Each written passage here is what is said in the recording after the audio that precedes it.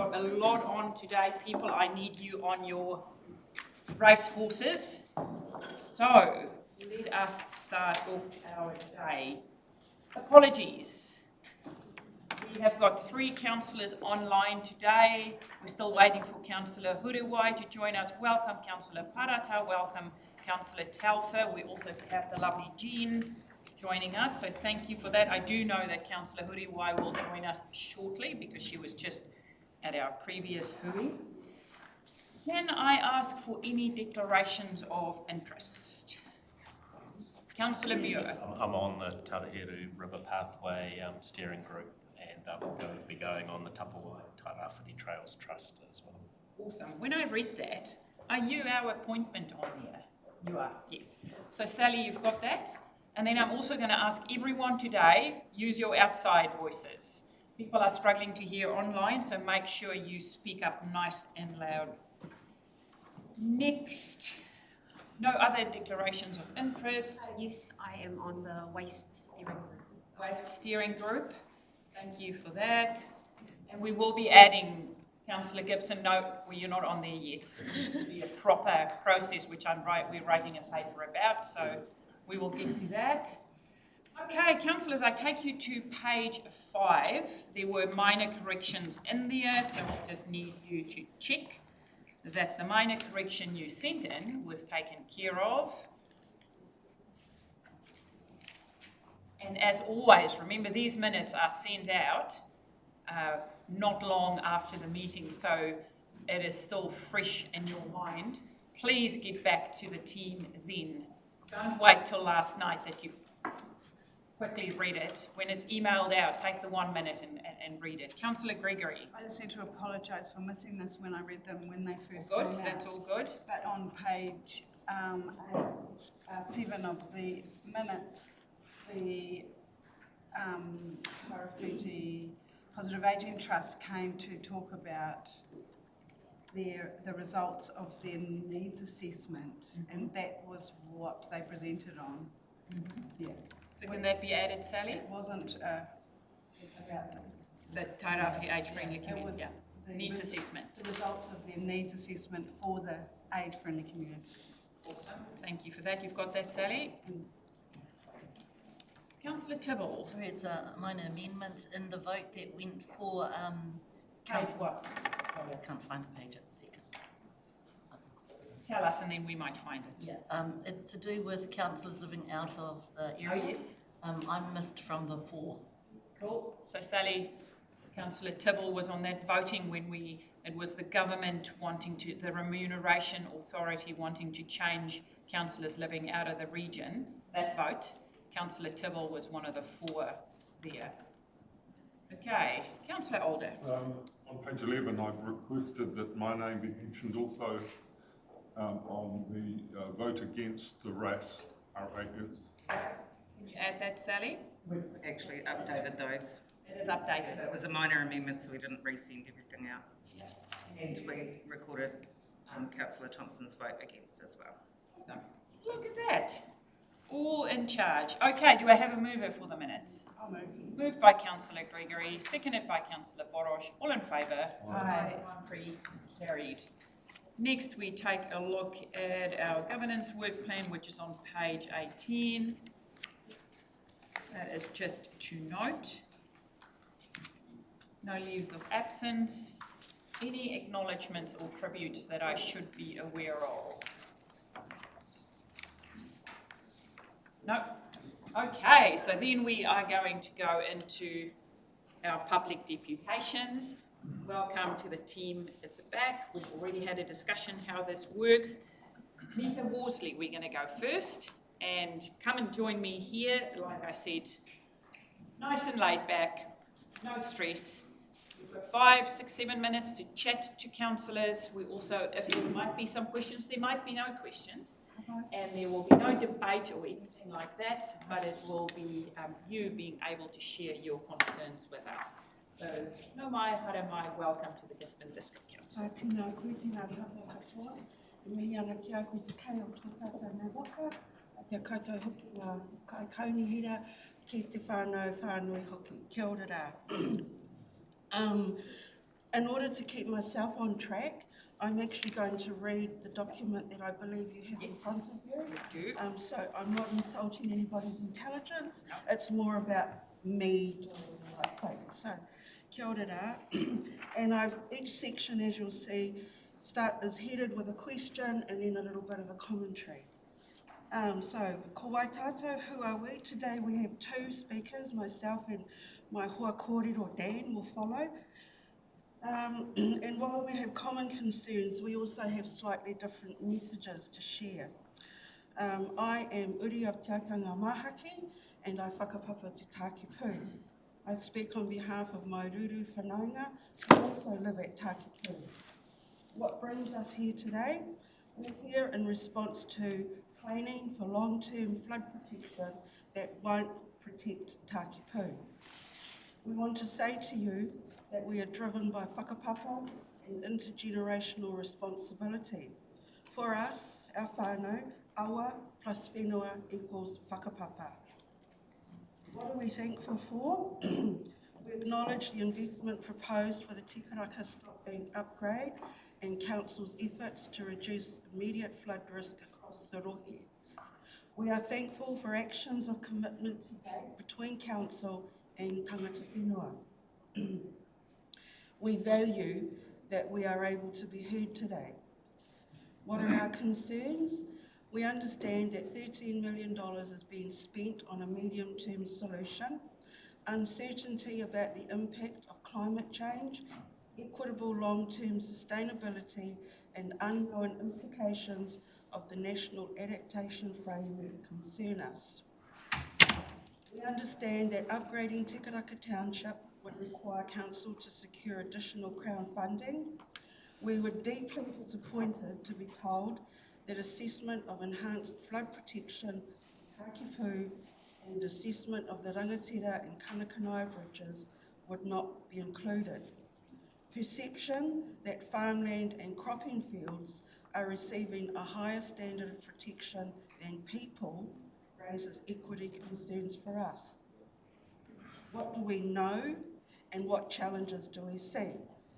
We acknowledge the financial constraints on Council and the complex nature of having to secure additional funding. We understand that Council works to a long-term plan with a 10-year budget renewable every 3 years. Developing the 2027 to 2037 long-term plan will involve reviewing the revenue and financing policy. This policy determines how activities are rated, who receives benefit and who pays. What do we all bring to a relationship of commitment? We acknowledge Council's involvement in all housing recovery mahi following Cyclone Gabriel. Furthermore, Council's part in the Papakainga development led by Toitu Tairāwhiti at Tikaraka and surrounding areas is noted. These are actions of partnership and commitment between us, tangata whenua, and you, the Council. We sincerely want to see continuation and strengthening of this, founded on mutual respect, open communication, and honesty. Designing flood protection requires solid infrastructure, highly skilled expertise, and systems that sit within Council. We, tangata whenua, bring cultural, spiritual, intergenerational legacies and personal lived experiences.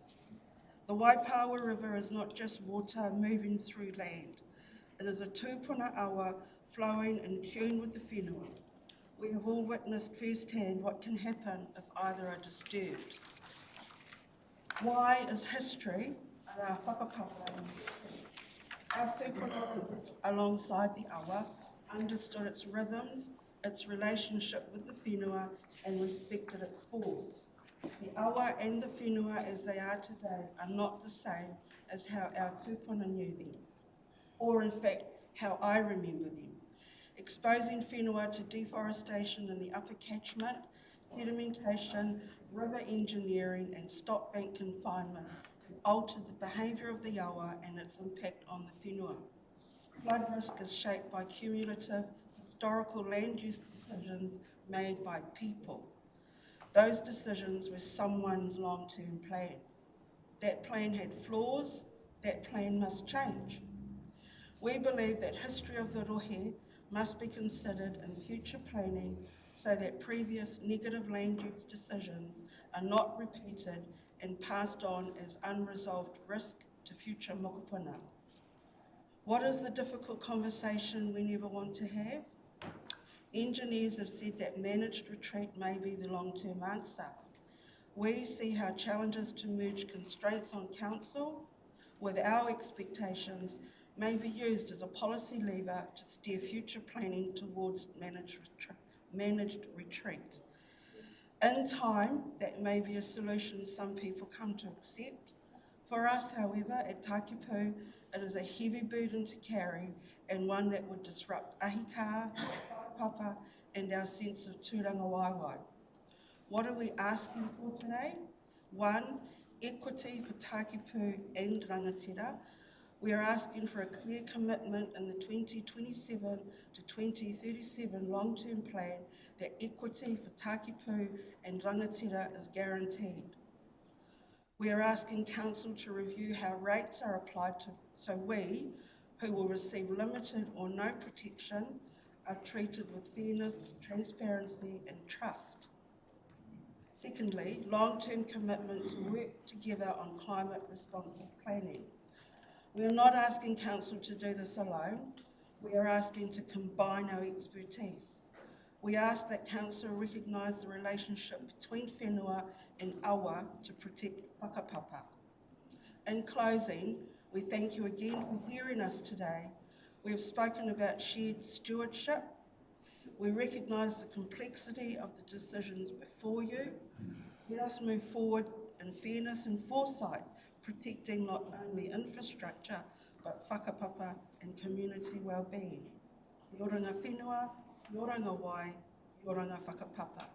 Ngā kuti nei, Neta Worsley. Kia ora. Neta, thank you for that. We might have some questions from, it was very well set out, so there might not be any questions of clarification. Councillor Ria. Nā koe Neta. Just one pātai. I was just wanting some clarity around the kōrero around managed retreat and Takipu Marae. Has the Takipu Marae whānau made the decision not to move site and to remain in the current location? In terms of whānau, our whānau, we intend to remain where we are. Ngā ki tonu. And koera, that's the reason why we are pushing for a long-term foresight that includes our views combined with your own. So the short answer is, we the whānau have no intention of moving. We also know we need to be safe. Thank you for that. Kia ora. Well done. Kia ora kia koutou.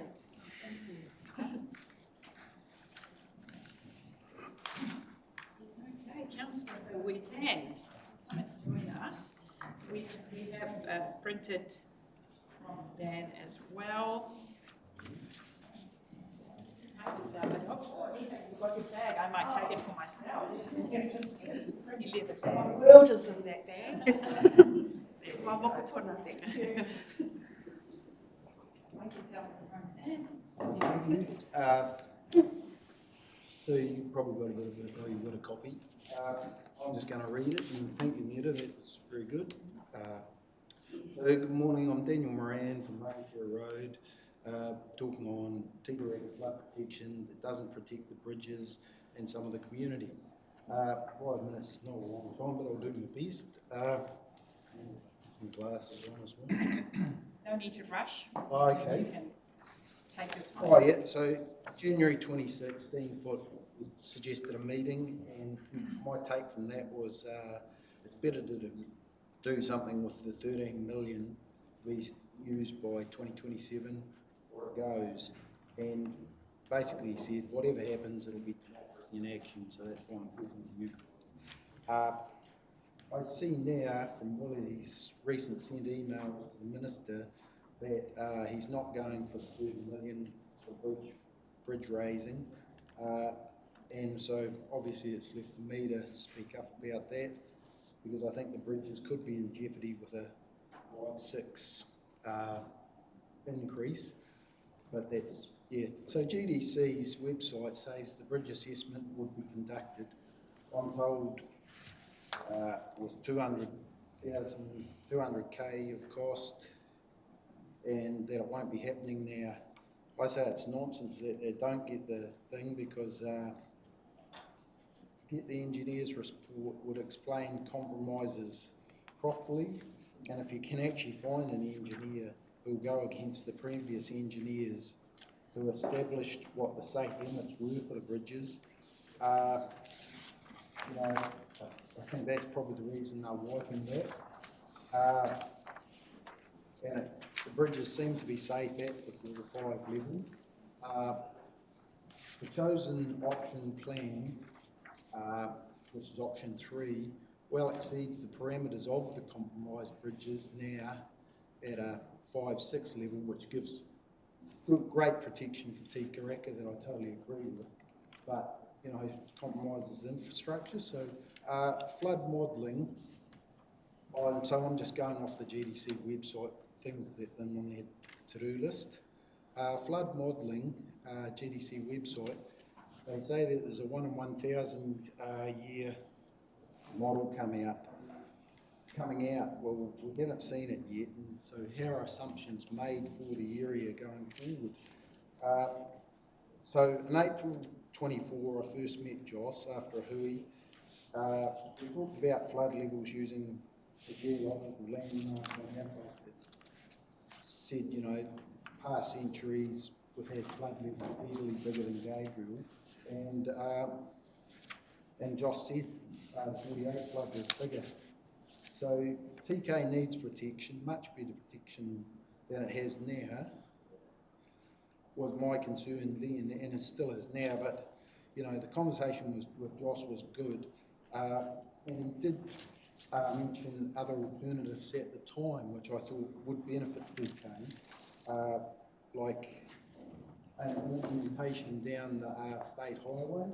Dean's mentioned that it's probably a bit too cost effective, too expensive, and channel widening, which, you know, has been adopted in the option. But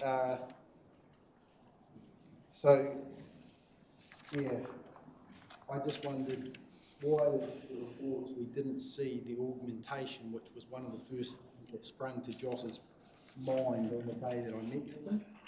But, you know, it's for him to explain. So anyway, after that April, it was 15 months following no engagement or update from the GDC, which was a bit disappointing for us when we showed up at a July 25 meeting to be told, you know, you've got the option, vote on 3 or 4, and council will adopt one or the other. My first concern on hearing those was the Rangatira Bridge viability with 2.5 metres of extra water that could come up against it. And so after a letter to Dean, there was a little thing.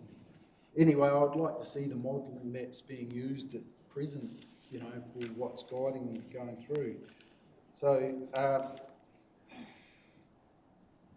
so yeah, just the processes annoyed me a bit too. So how thorough was the briefing that GDH and GDC and DHI gave to TNT for this flood protection during the auctioneering stage? And, you know, were the bridges actually considered by the engineering company? Who are the 23 people on the community working group that accepts these options? You know, I know of 7, but I don't know how it all worked. So yeah, GDC's put a ministerial brief out that paints a totally different picture to our experience, regards communications and input, and doesn't mention the potential jeopardising of $30 million of bridge assets that were not considered in the auctioneering report. I suggest GDC takes advice of the infrastructure commissioner I recently seen on TV and look after what we have in the case of bridges. Ask ministers for funding to complete the work required for satisfactory flood bank raising and protection of bridge assets. So, and just, a bit of background, so the flood protection has been going on for a while. The Waipaoa protection started back in 2019. Why wasn't Karakia properly assessed at that point for equity with downstream neighbours? In 2021, an asset report suggested a proposed upgrade, and but that's as far as it went. Funding and planning were done back in 2021. Perhaps we wouldn't be seeing the sort of rushed issues we are now seeing. Flood protection was on the books. The Rangatira Bridge is my special concern, where I believe, once the proposed bank height's up to the bridge railing, so that's 1.2 above the deck. It's going to cause a dam in the middle of the river and a back eddy current that could chew away at banks and definitely give the bridge a bit of a hiding. But we've seen it on the council website. Bridges do take a hiding and they do withstand it, so I understand where the council may be coming from that perspective.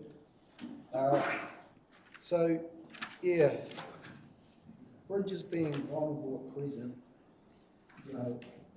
is nonsense to me. In fact, it was the noise of the slash hitting the Rangatira Bridge that woke me up on the morning of Gabriel.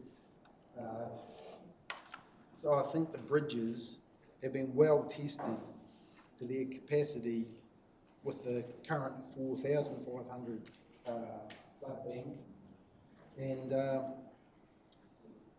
and pass with flying colours really, with the using the previous engineer's parameters. The elephant in the room for me is with this whole Takipu flood bank protection is the national adaptation framework. What does it really look like for the village, going forward? If it's only a medium-term solution, is it managed retreat?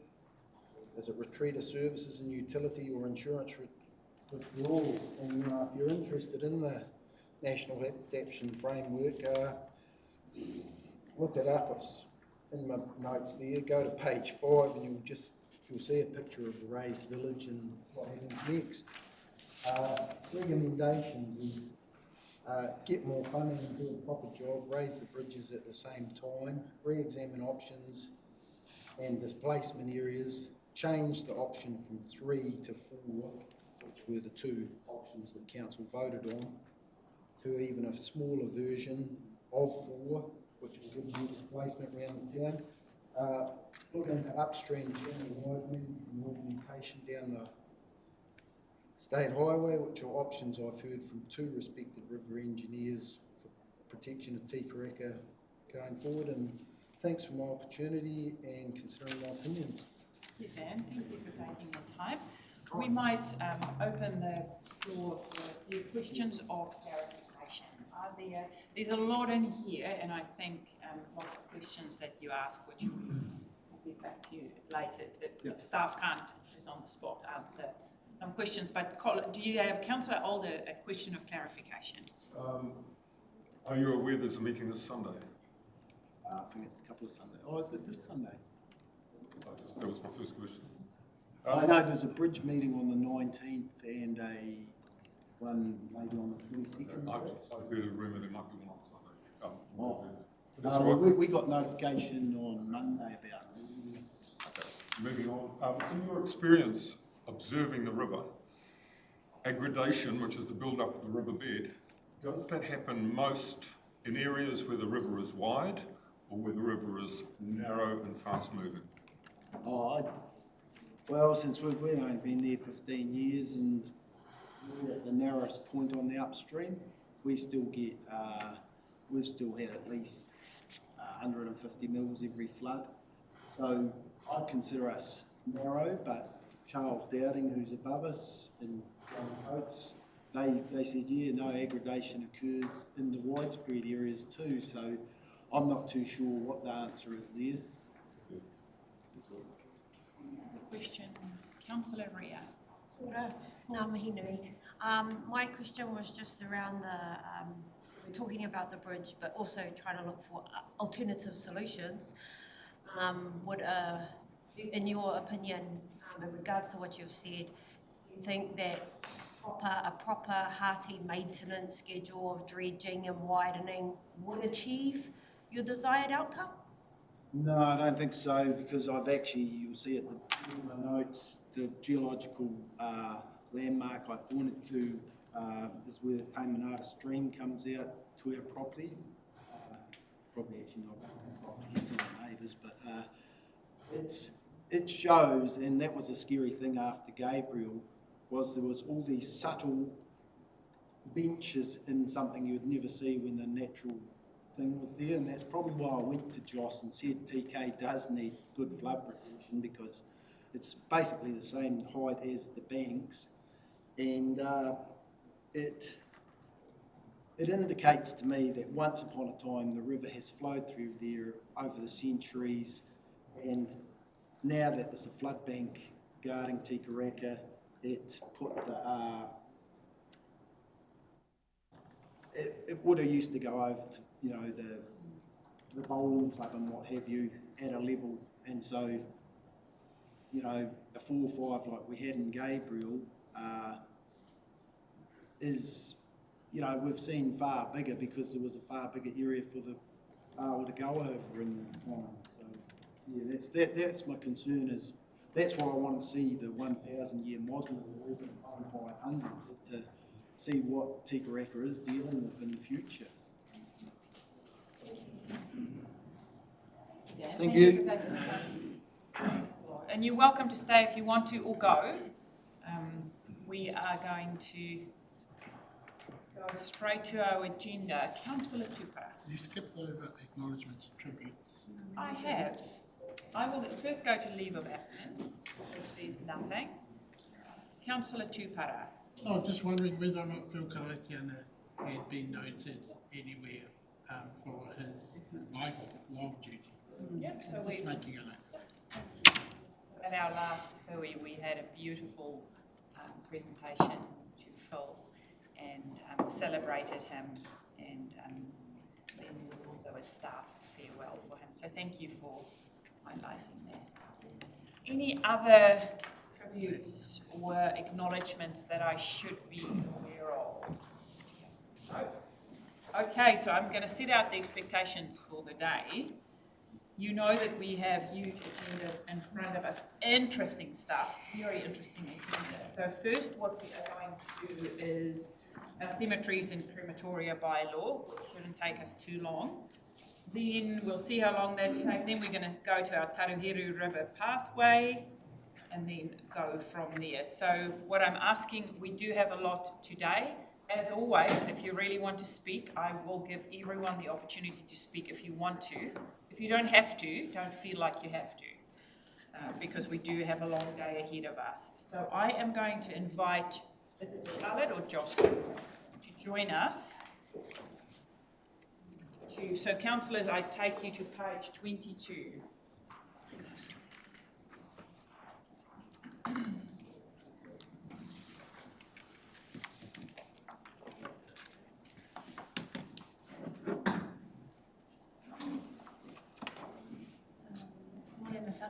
How are you all? Good, thank you. Through you, Your Worship, this report outlines the background to the recent review of the Cemeteries and Crematoria Bylaw, which was adopted by Council in August last year. And following the bylaw coming into force, Council received some feedback regarding the imagery provisions for monuments under a specific clause. So staff have considered that feedback and have presented options for you all to consider. And the recommended approach is to remove the specific clause and undertake a short targeted consultation on that proposed change. So for clarity, this doesn't reopen the broader bylaw for review. The request before you today relates only to this particular clause and the provisions that were adopted last year. So The report therefore seeks agreement to consult on removing the imagery size provision.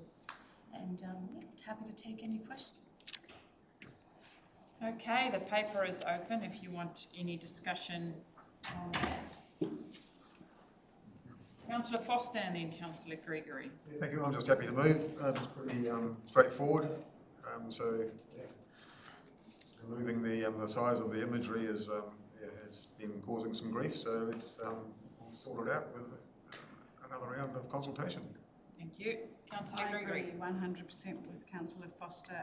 There is a limitation to the size of the monument in there, so it's not like things are going to get out of hand. I'm more than happy to second that.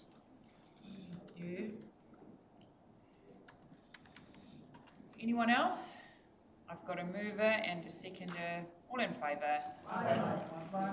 Carried. Thank you, Jocelyn. Thank you. So what will happen next is we'll begin targeted consultation, and a report to adopt that will be coming to this council in the next couple of months. Great. Thank you.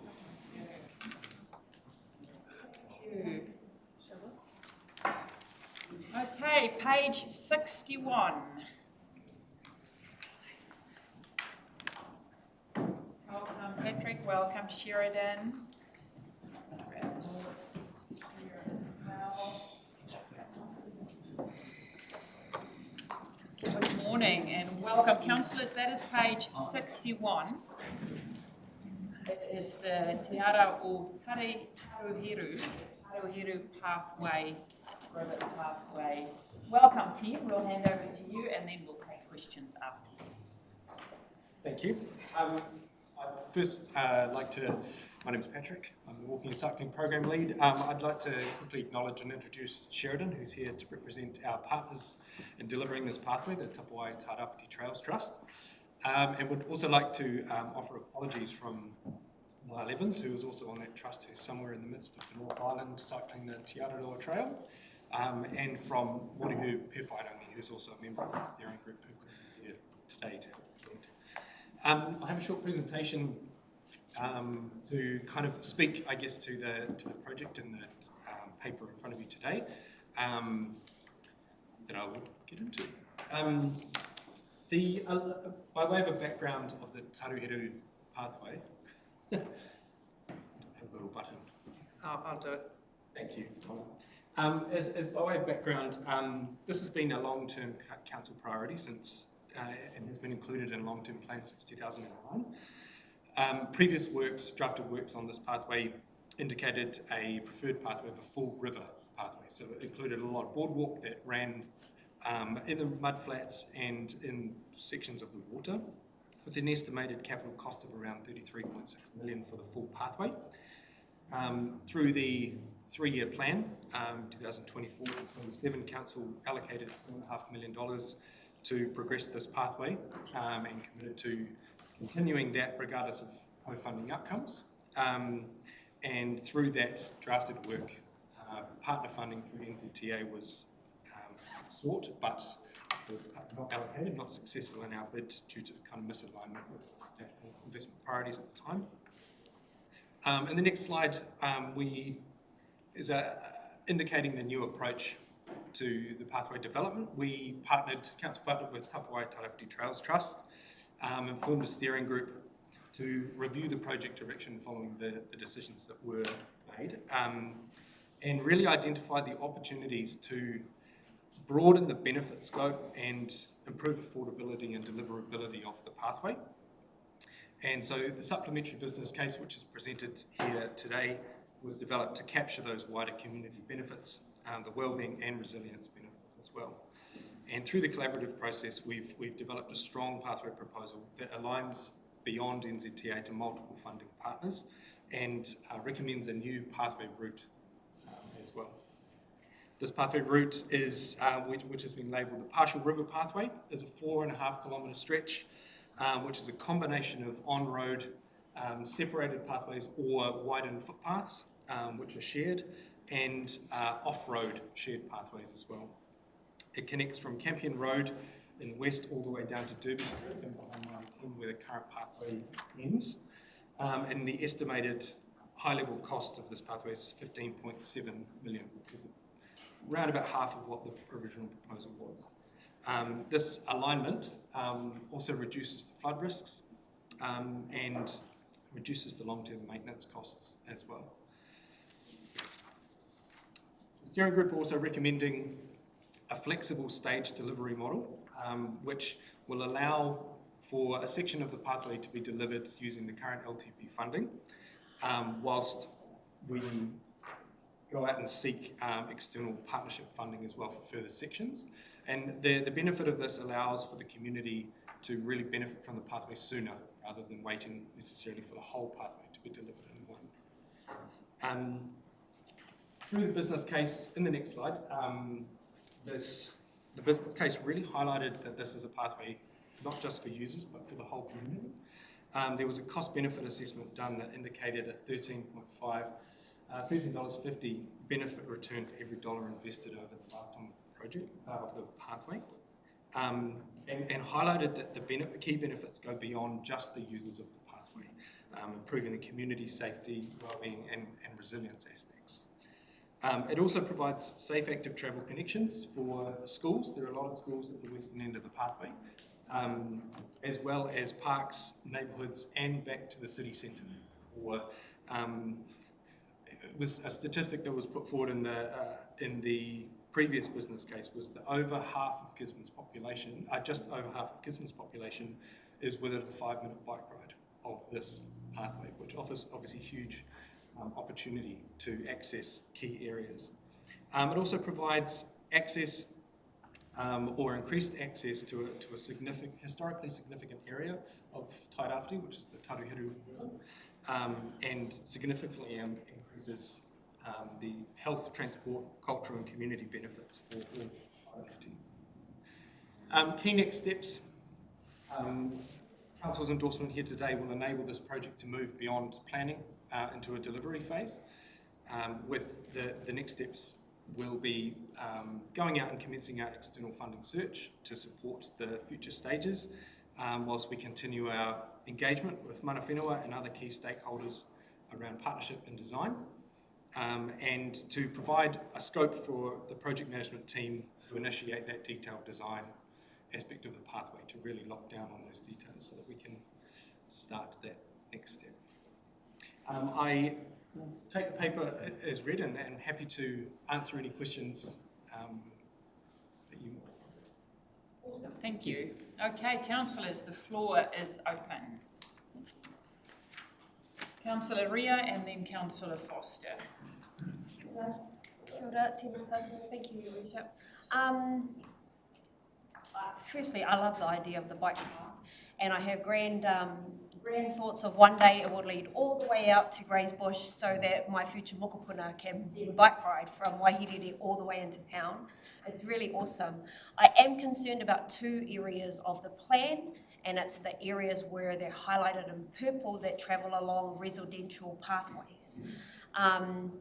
So if we turn to page 64, and then you can see on the image, the areas where there's purple lines on the road separated path, this suggests, so it'll be, could you clarify, that a portion of the road will be used to create the path. Would this mean residents would lose parking? And do you have an example of what it might look like? So the only example I could think of is possibly Crawford Road, where there's a raised concrete area and a separation between traffic and parking and bike lanes. Would that kind of be the idea of what those residential roads might look like?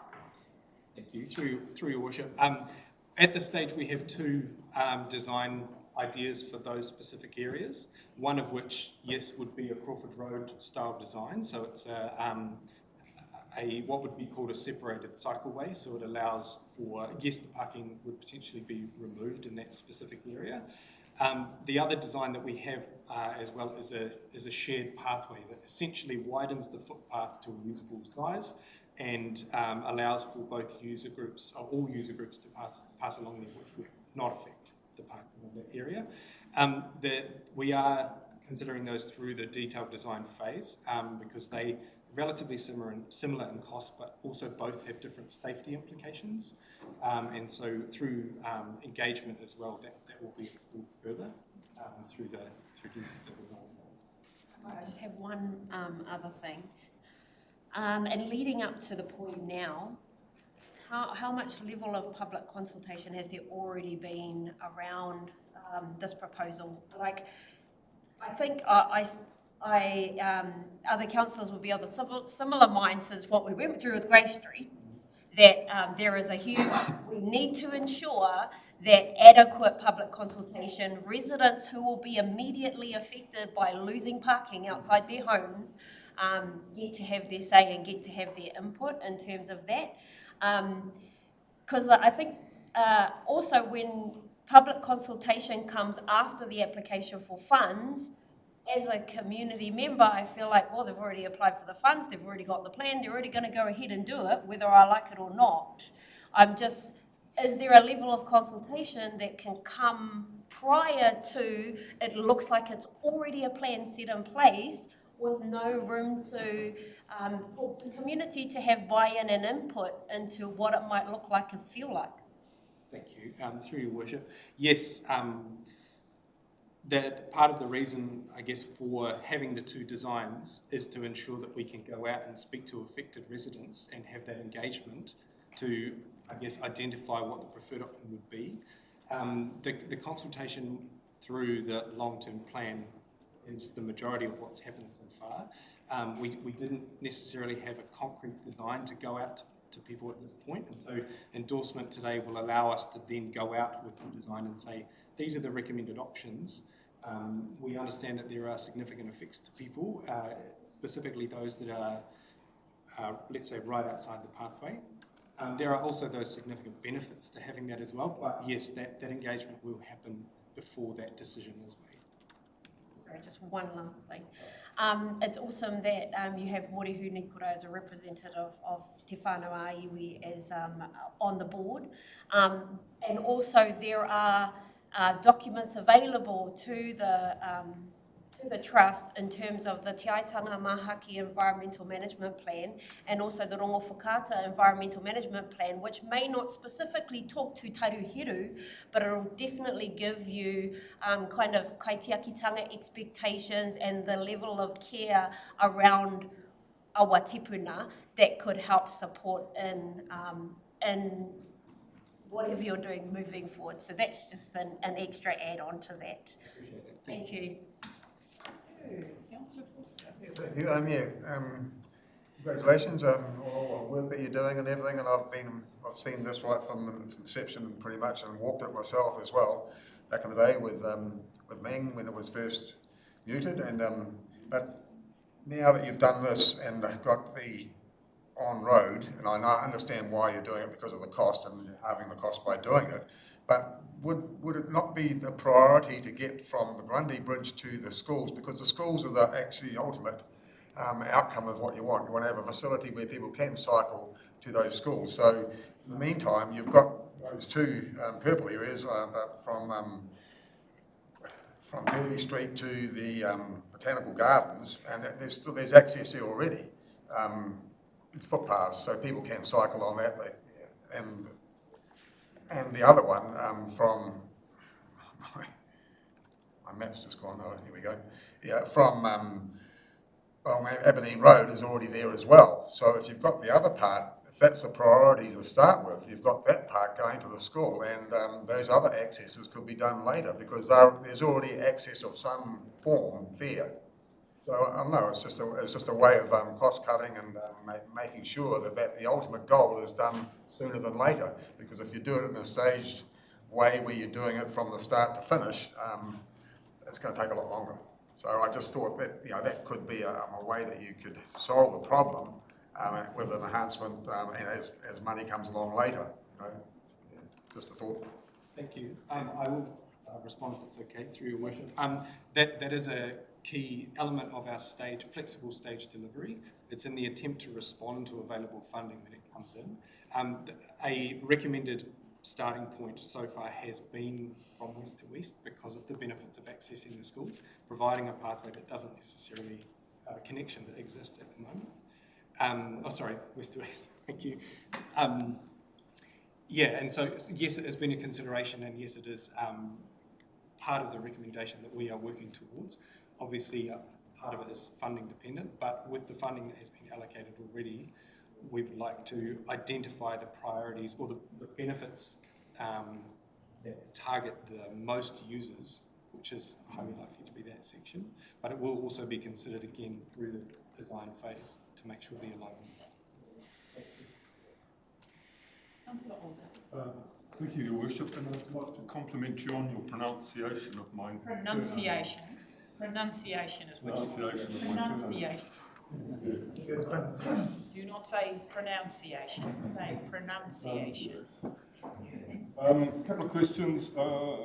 The resilience to disaster, 81 million, how was that figure found? So through you, Your Worship, through the cost benefit assessment that was done, part of the proposal was to widen the bridge that crosses from Stanley Road through to Stanley Road. And there was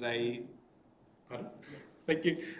Through the civil defence team, there was a model that was run that indicates with widening of that bridge, the amount of people that can evacuate through that pathway is significant, and that was a key contributor to that figure. It was in an emergency situation, an tsunami, increasing an evacuation pathway significantly allows for more. Thank you. $3,000 a metre, that sounds a hell of a lot. Have you considered, the council owns the berms on the sides of the road, have you considered using the berm as a car park zone and using the car park zone as a cycleway on both sides of the road? Win-win, no one loses their parking, and there's a clear pathway for cyclists going both directions. Through you, Your Worship, that direct consideration hasn't been made yet for the parking in particular. As I said before, the separated cycleway element is being considered and will be considered further through detailed design. There are potential risks associated with that, but we can consider it through that design phase as well. It hasn't yet. Okay, thank you. And I've been getting mixed feedbacks on spending $17 million on a cycleway. And I'd just like to make this comment. Can a staged development mean developing the entire pathway at a lower level of service, i.e. gravel only? This, in my opinion, would present the entire plan for early testing and enabling kids to get to school by bike earlier, quicker and safer than the full concrete, sectionally staged option. Let's face it, some of the busiest cycleways in the country are gravel surfaced. A sectionally staged development worries me. I see Grey Street. A partial cycleway is like a partial drain. It just moves the problem to a point. And where that partial ends will become a flood point for cyclists entering a busy roading system. Real and perceived danger will also be the reason for decreased use. We need a cheap, sketch-type option, gravel, crossings, road painting, so that the entire system can be introduced, tested, altered if required, and be worked on to solve the issues before we go to high-spec, gold standard concrete. Thank you. Thank you for that. May I suggest you hold on a bike and cycle on gravel as a club cyclist, if you will meet your early death if you cycle on loose gravel. That's just my observation. My second observation is this has been in the pipeline for so long. I'm excited to see that we are starting to discuss different options of how we get there. What I do agree with is that we don't have to do everything gold standard. Let's just connect this city up in a way which is safe and where kids feel that they can go unattended, cycle to school or go to their sport. I agree that in order for us to get better community buy-in, we do need to talk to possible residents that might have parking, and they might be very happy because hopefully they will jump on their bike and use the cycleway, or their kids might. But let's make sure we touch base with those communities that will be more directly affected than someone else who might not live there or have any buy-in there. But otherwise, I'm really excited by this. It's been such a long time coming. I remember us having, struggling with the Mitre 10 bit and getting that across the line, and I want to acknowledge Kate Nelson, who was a big helping us to get, making us also aware that if you're in a wheelchair and you can't go easily on gravel, especially in those areas. So thank you also to the community who has come forward and highlighted to us bits which we might miss because we might not be in a wheelchair or a regular user of the cycleway. But overall, I'm really, really supportive of where we are moving. My last comment is, I remember when we did the cycleway at the beach, and I want us to do more of this, as we got buy-in from community groups to sponsor certain bits. And I want us to go even further. I just received an email this morning about some weeds around the surf sculpture out at the beach, and there are weeds right there. I feel if we can get certain of these areas community buy-in or adopt a mile, we can get the community to proactive, look after that, saves us all money, and also get some community ownership there. So I know it's easy to mention it, and it's difficult. It's sometimes like juggling snakes to get people to do stuff. But I know the Fox Street trails, the bike trails, they have community input, community days where bikers come together and they actively do a good day's work on it. So my last recommendation is that we make sure we also involve the community, because it will help the council. It will have extra sets of eyes on those assets, because when we build it, we want to maintain it. So thank you for the work you've put into this. And anyone else who wants to speak? Jeremy, from on the working group, any other perspectives that we might have missed? There's been such appreciation in the steering group of the council staff input into putting it together, and vice versa to the volunteer members on the committee who have done such a huge amount of work putting it together. It's a really nice feeling there, and such an exciting project. Thank you for being our rep on there.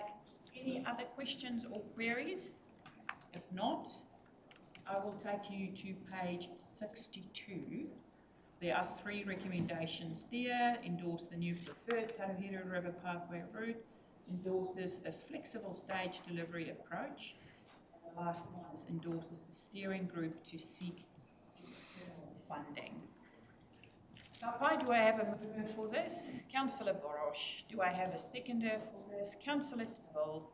If there are no more discussion, all in favour? Aye. Carried. Thank you for that. Thank you, Sheridan. Thank you, Patrick. All good. Let's see what's on next. So we're going to work through. This is not... I'm going to take you to page 148.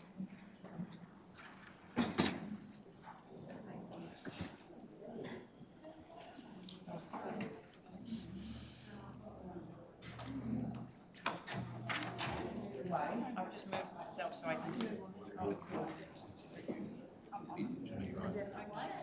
Yes, we're just going to do the waste minimisation draft. 148. Who's coming to talk to us? Charlotte, Phil. Hi, come and join us.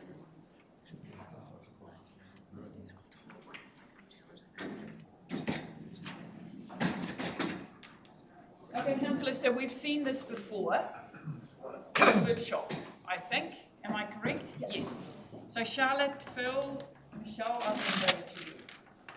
Cool. So, through your worship, I'm Charlotte Phelps. I'm the Waste Minimisation Lead in the Solid Waste team. I'll take the report as read and just give a short overview.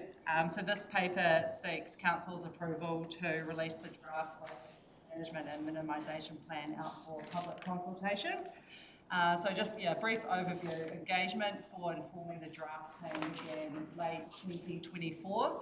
We had engagement, through community members, stakeholders, organisations, and that we got over 900 engagement pieces. So that helped to form the draft plan that we then presented to Council in August 2025.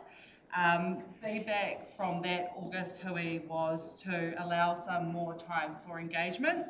So between then and now, we've had some more robust engagement, particularly with iwi, businesses, community groups, which has then informed the draft that we have today.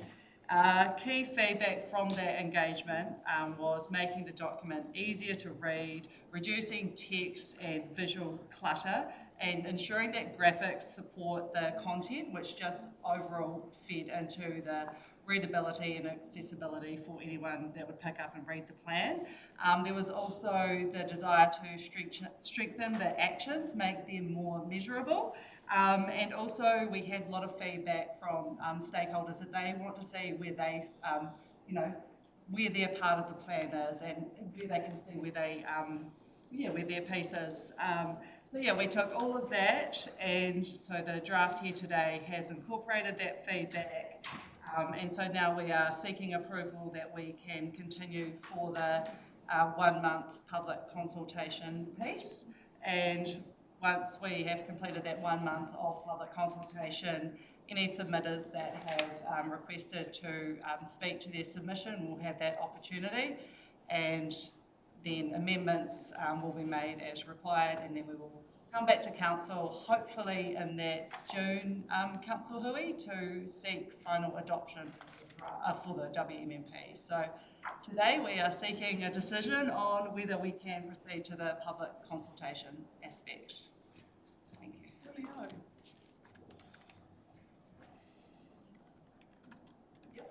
If I may, in terms of the related paper, cover just the areas of the following paper on this independent decision.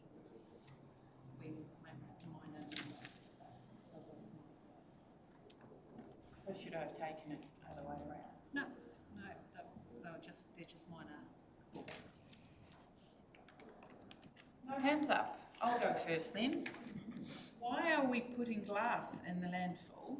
5% glass. I thought we'd recycle glass. Just a question. And 15% paper.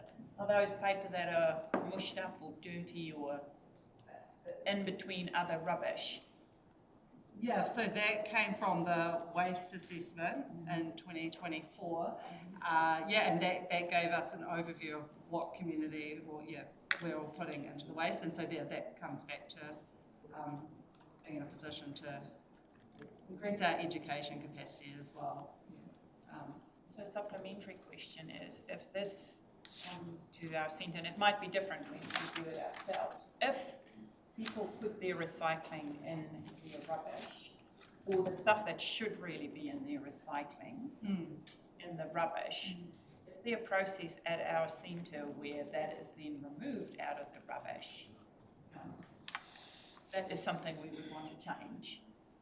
Is that a correct? Oh yeah, we definitely want to reduce whatever recycling is in the rubbish bin. No, just asking.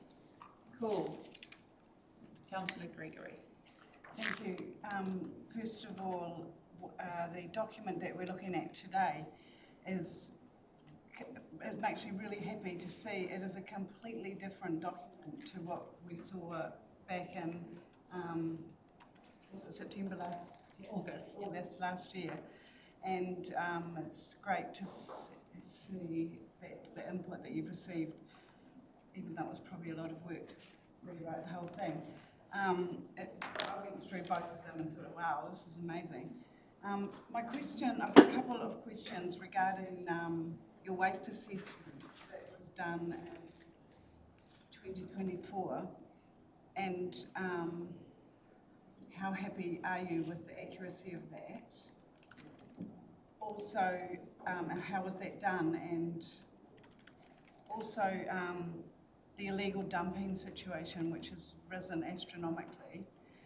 It's my understanding that involved in that is also the stuff that just gets, people take their rubbish bags down and dump it outside the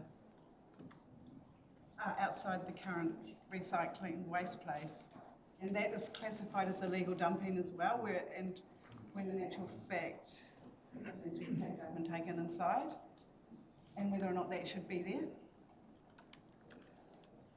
Your Worship, I'm just trying to gauge, so the first part of that question was around the waste assessment? The actual assessment of our waste. So the waste assessment it was done via a consultancy, and they follow the national standard for their solid waste analysis protocols, so they've they take a random collection of bags from the curbside collection, and they take that back to the depot, unpack all of that, and just physically move all the bits and pieces. So that's where we find the glass and the paper and the bits and pieces that go there. Were we happy with that? Well, personal opinion would be it can always be done better. So there's a lot of education that has to come from that, and the WMMP and our drivers there will help try and educate our communities to do better, so that we can actually say this is the better process. We have better visibility of what we're putting, where we're putting it, we can control what we're doing with our waste. So yeah, that's kind of an answer, I suppose. With the illegal dumping, we talked about that. We've been working with our partners at Waste Management on how we can reduce that, and that has been reducing over the last few months. It is included as part of that huge figure that has jumped up. Yep. Yeah. We are bringing that down to it is being worked. I can't give you the numbers. 30%. So in January there was a 30% reduction in the waste that was perceived to be illegally dumped outside, whether it was illegal or not. We thought that they were just placing their rubbish bags in the racks that were outside. So we've seen a 30% reduction in the waste that has ended up outside the front of the waste transfer station. But I think the team are going to do some more work around whether some increases are in other places and one's a reduction as a result of that reduction. So it is showing that the interventions have worked through removing the bins outside waste management, but also more signage, greater awareness through a comms campaign, etc. Thank you.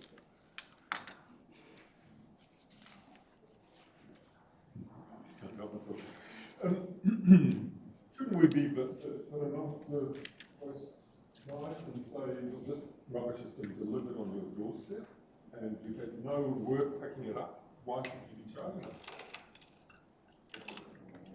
You know?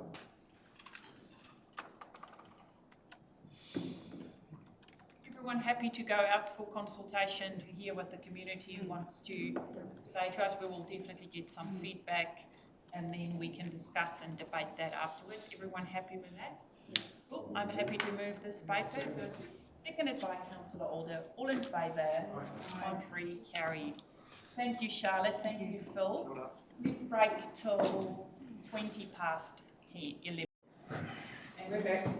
We are on page 148. Thank you.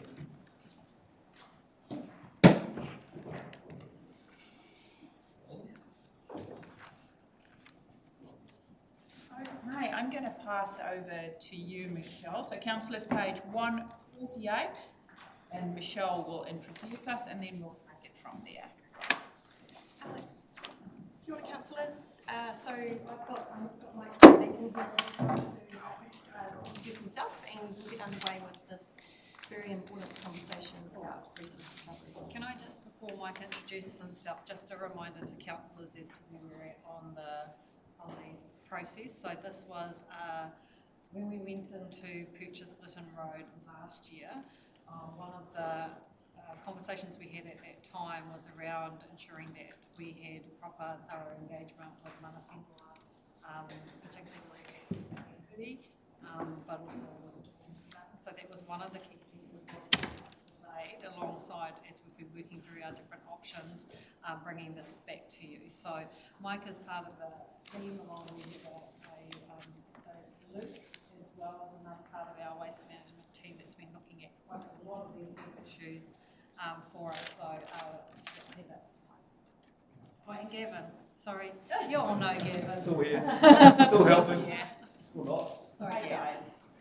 Kia ora koutou, ka puki mai te maunga, ko Patuna te awa, ko te arawa te iwi, ko te arawa te waka, ngā te whakau i te hapu, ko Takipu Marae, mā ko tape anei tēnā.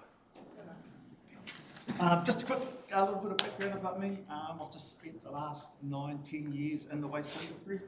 Have fortunately been called on board to manage this specific part of the project.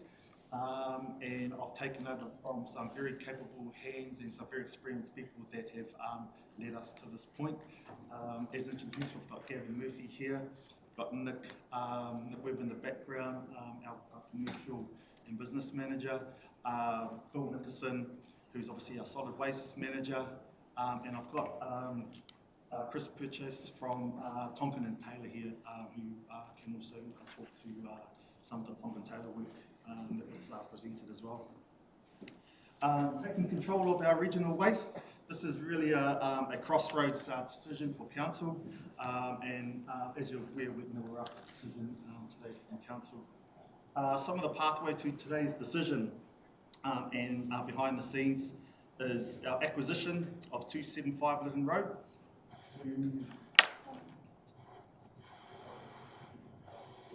Acquisition 275 Lytton Road to develop as an RRC RTS, or Resource Recovery Centre at the transfer station. There was some strategic foresight when they purchased that property, and today, even after our Tonkin and Taylor assessment work, it still holds up as a good option. It's consented or permitted activities for that to conduct those operations at that site, and currently it's tenanted and cost neutral, so it washes its face currently.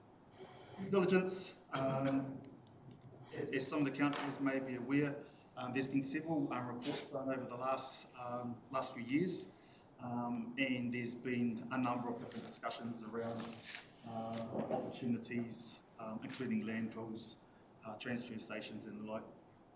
Today's TNT report provides a good basis and some definitive information there for a decision.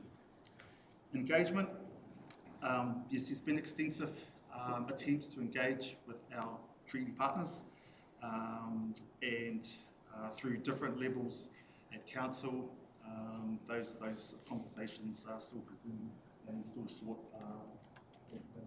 seeking mana whenua engagement. Flaws from the report, there were no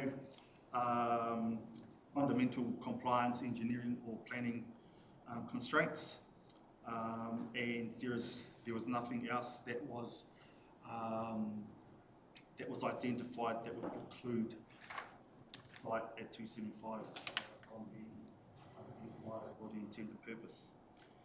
As a result, our contracted solid waste experts, Tonkin and Taylor, their report concurs with the early decision to purchase 275 Lytton Road, and that remains the optimal choice to progress. What are we seeking today? We're after council support decision for approval of the council report, including the Tonkin and Taylor multiple criteria analysis, assessment and findings, and acknowledge our desired wish to engage with our mana whenua partners. We're after decision clarity. Based on report findings, 275 Lytton Road is the preferred site for project progression, and progression next steps that council directs the project to move to the next phase of concept and design, supported by a sound business case.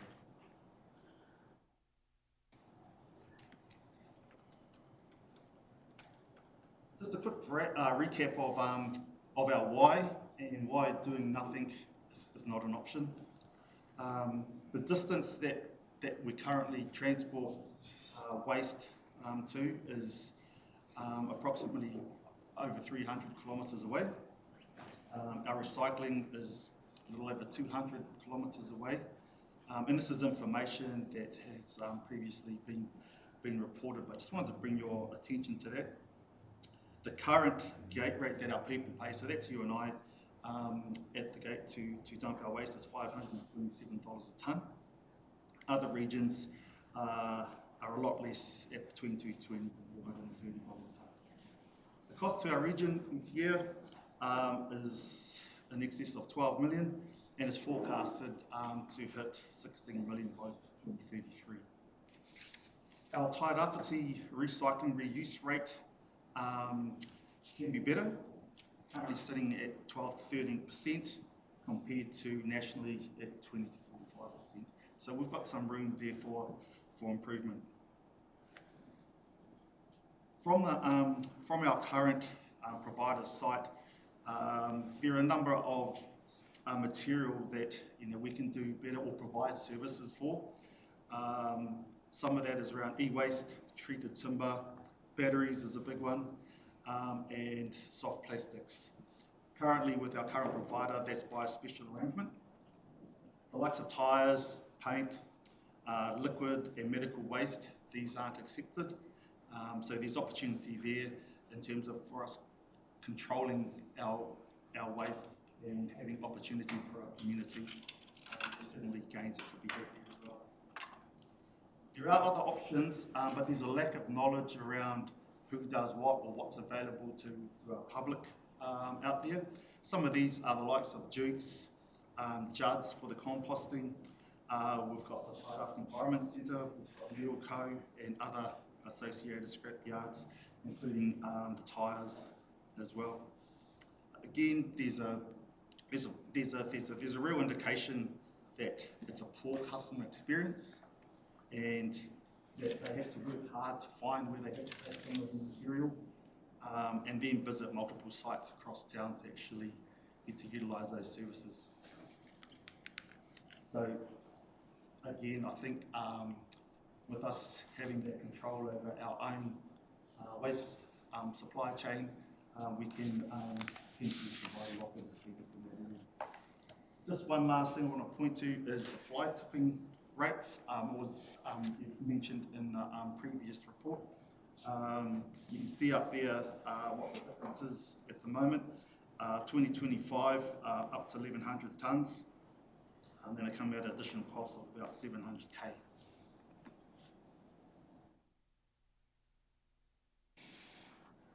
How do we assess the sites?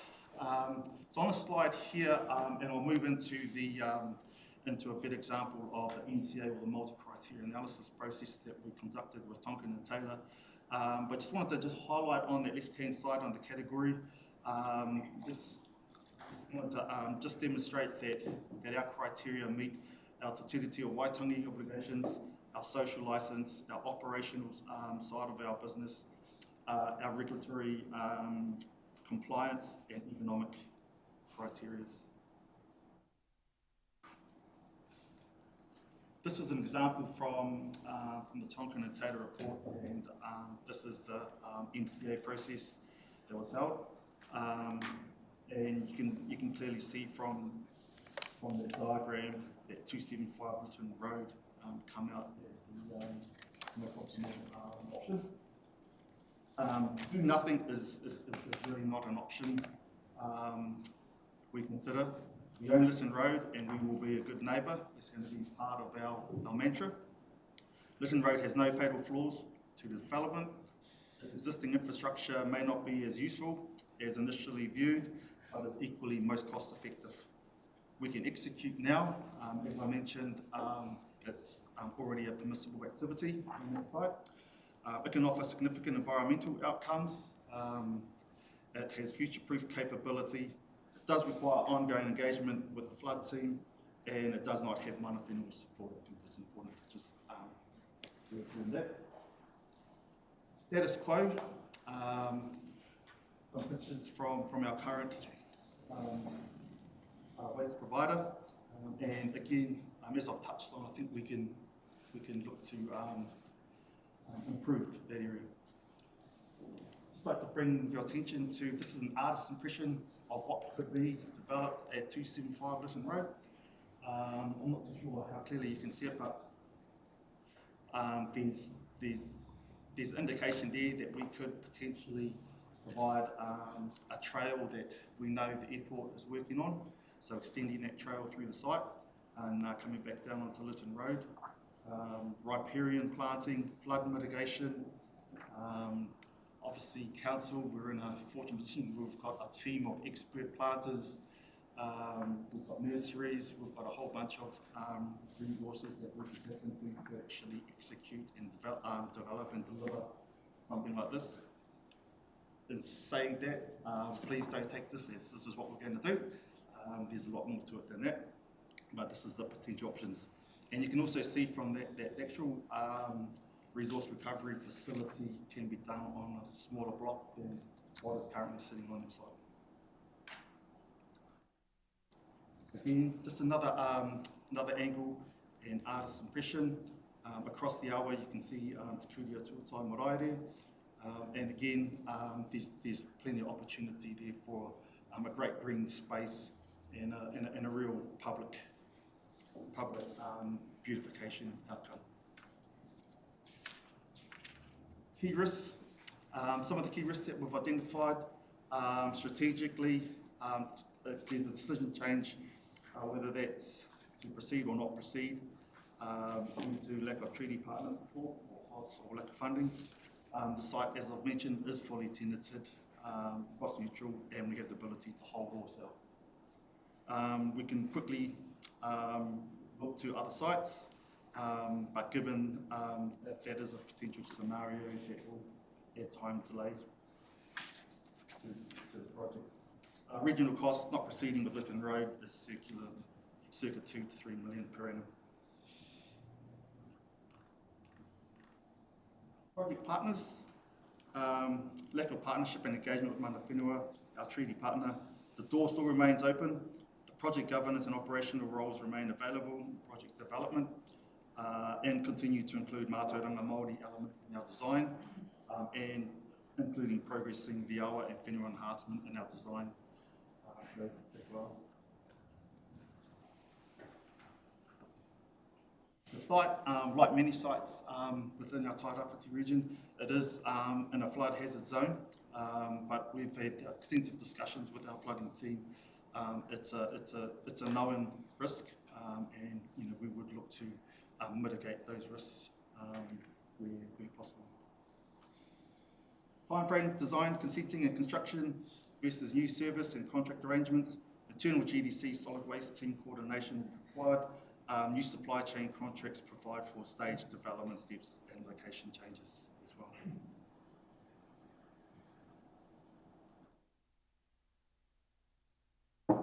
Just want to bring your attention to the project timeline. The project timeline that was originally put forward is actually quite accurate and not too far off what the target dates were. There's been a slight delay with the decision to continue to seek Mana Whenua engagement, but all in all, the project timeline is on target. We've got our tenant who are tenanted till 1 July next year, so we do have some time to continue this timeline should the decision today be positive. And our recommendation. The recommendation is for councillors to approve the recommendations as set out in the report, to direct, proceed with concept, design and business case development, and support our iwi and community engagement. Thank you.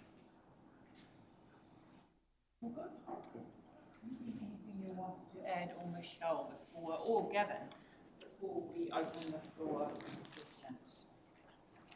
I think probably the only thing just to add onto Mike's corridor there, from a technical perspective, is councillors will recall the site layout we had and the extent of the footprint.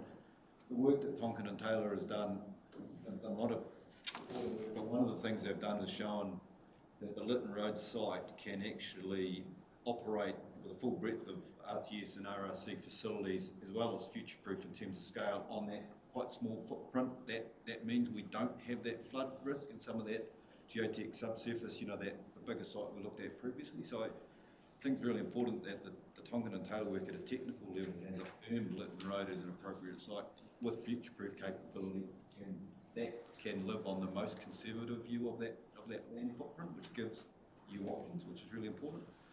other sites we looked at within the context of our original multi-criteria assessments, we said we need to be at such a distance from town that our people will go and use the site, and it is, fit for purpose from their perspective.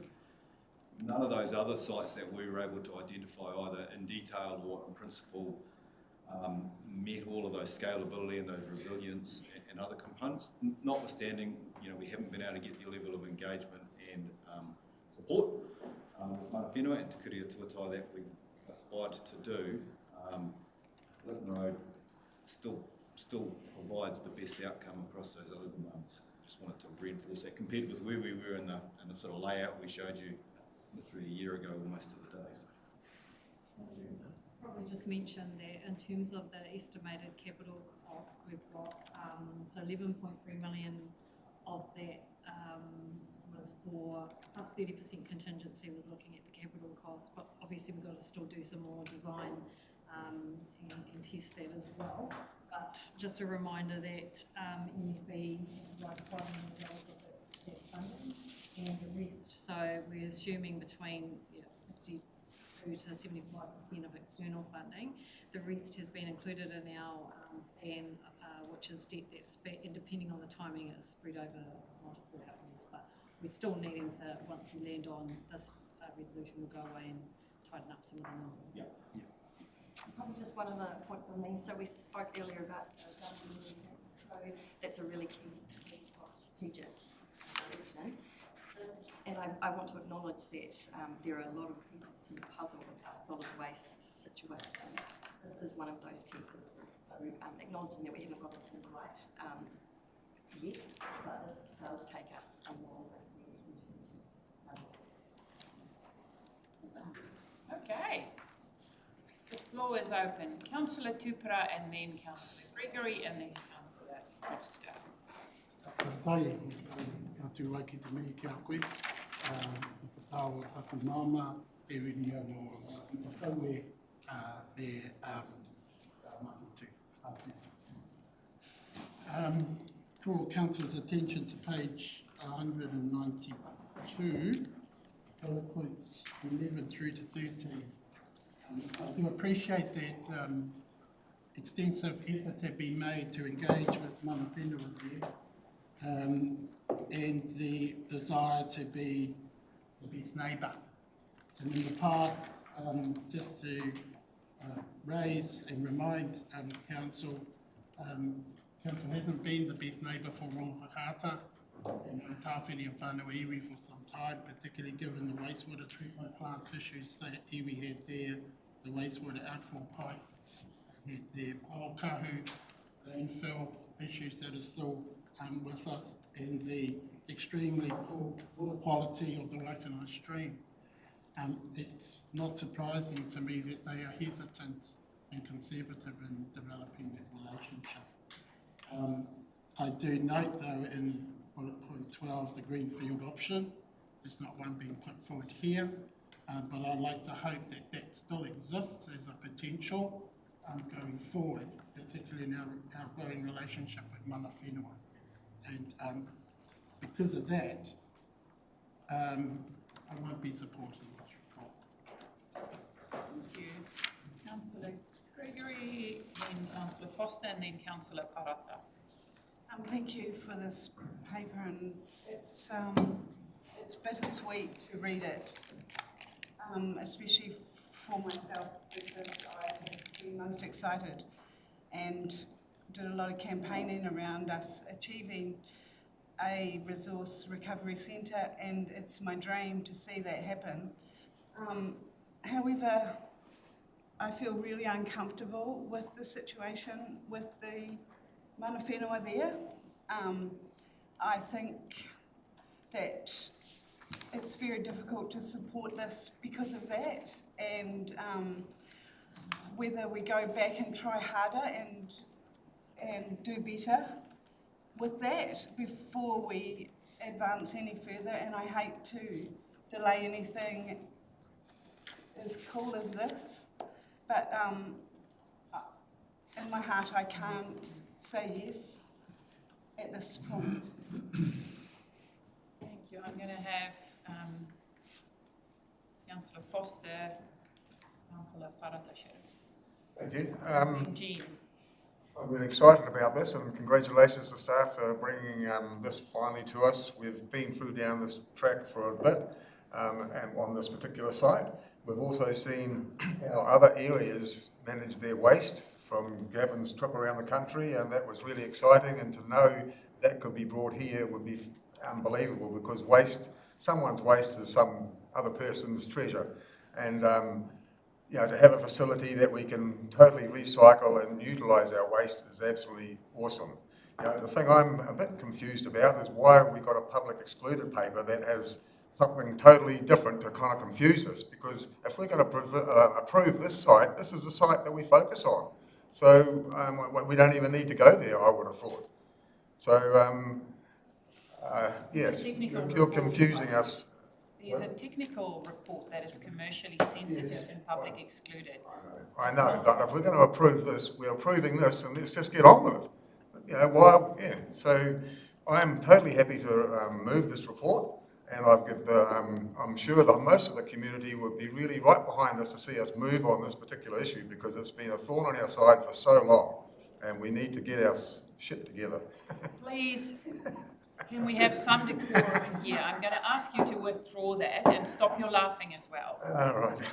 Okay. Yeah, so yeah, I'm happy to move this anyway, so thank you. Councillor Parata, and then I will ask Jean to comment, and then we'll go Councillor Ria.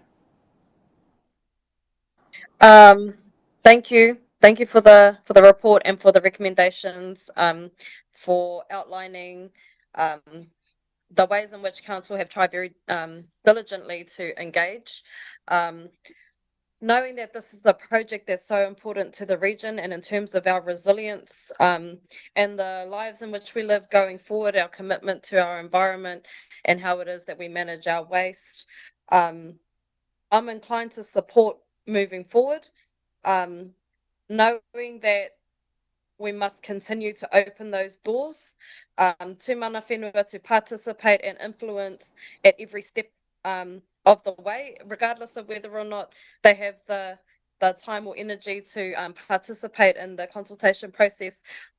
Knowing how important this is to the region as a whole, I think it's important that we tentatively move forward.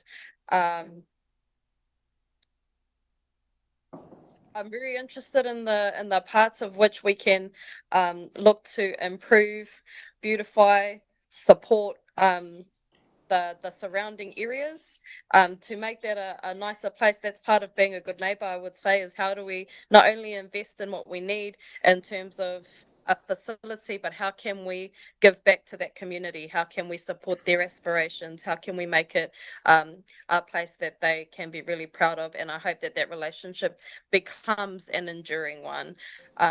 But to not move forward means to continuously put us at risk and not grow our resilience as a region, knowing that the cost to the region is being bared by us all, and will only continue to grow as the generations come.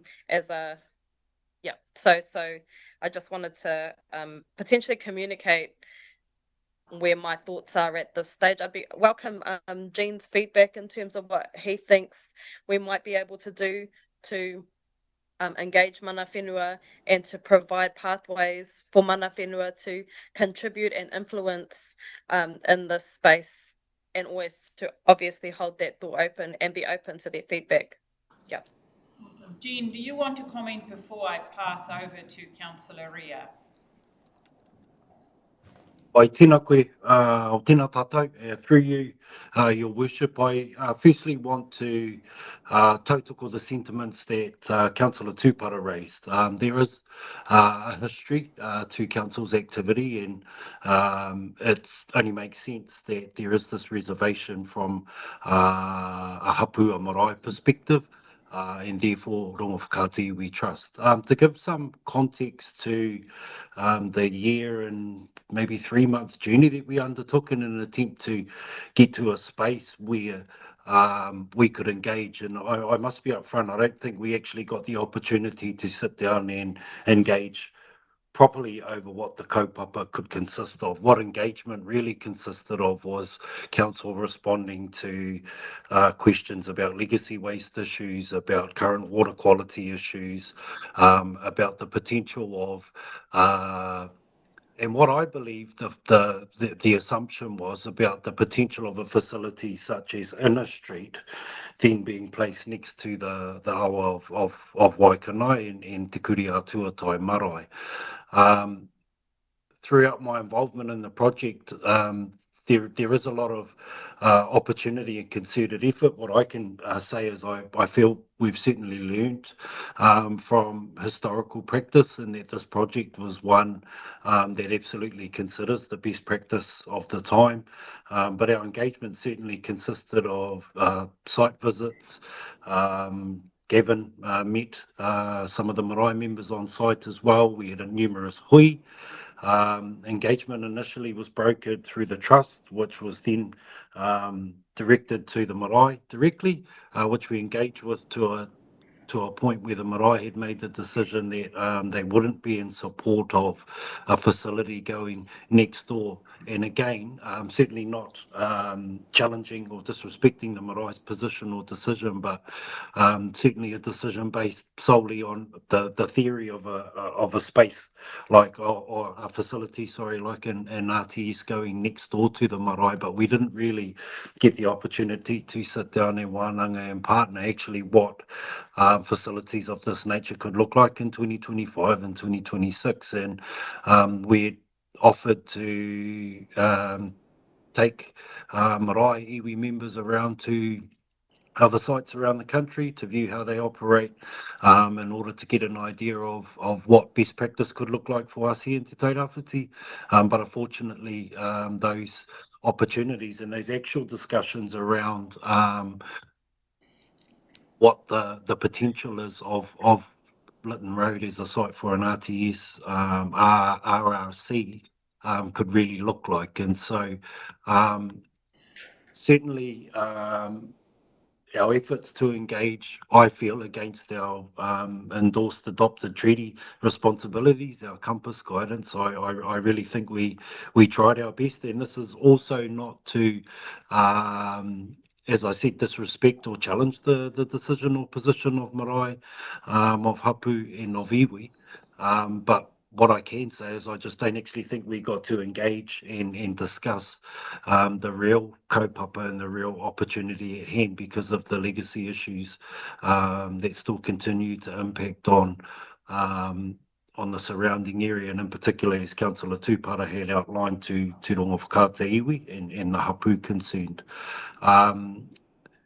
Just before I do close off, I really tautoko the sentiments of the door is always open, and because at the end of the day, the decision that council has to make is really a regional one. I tautoko the sentiments of Councillor Parata in that sense that there is a bigger whakaaro at play, which is the regional response to, and I think the figures that were presented earlier, Mike, in terms of what we're currently paying and what the projected sort of payment looks like, does put us in a position where we really have to consider on balance what the best approach to solving the regional waste issue may be. But hand on heart, I feel that we certainly aligned with our treaty requirements and responsibilities in terms of our attempts. Those didn't necessarily reveal fruit in terms of a solid working relationship with marae or iwi, but we certainly did our darndest against those requirements to get a partnership together in order to support this piece of work. Good, thank you, Jean. Okay, we're going to move to Councillor Ria and Cameroons. Thank you. Kia ora tātou. Well, I'm going to stand because this has caused me much anxiety as progressing through the document. And in my own wānanga, I have actually went on the Rongo Whakata Iwi Trust website and looked at some of their educational strategies, some of their environmental aims and objectives. And I thought, how could we take something like that and how could we align council kaupapa to ensure that we're actually moving towards the hopes and goals and aspiration of Rongo Whakata Iwi. And so the piece that I took was Te Putanga o Te Hinu, the oozing of the fat, and a metaphor of abundance which derives from Pōpō, the ancestral lullaby by Enoka Te Pakaru. Who knew that we would need something in the future to rewire our thinking? Unless each generation testifies and rewrites the past for itself, history will either be lost or continue in a state of flux. And that was a statement made by Rongo Whakata Halbert. And I think the step one of it is that we have a consensus that from this point on, we will no longer try to just engage with Rongo Whakata, with surrounding hapu around a waste management, waste disposal site. That we will enter into partnership where we are sharing power and decision of a waste plant that we heard this morning from our deputations about awa tipuna and awa rangatira. And that's what Waikanai awa is to the people of Te Kuriatua Marae and of Rongo Whakata.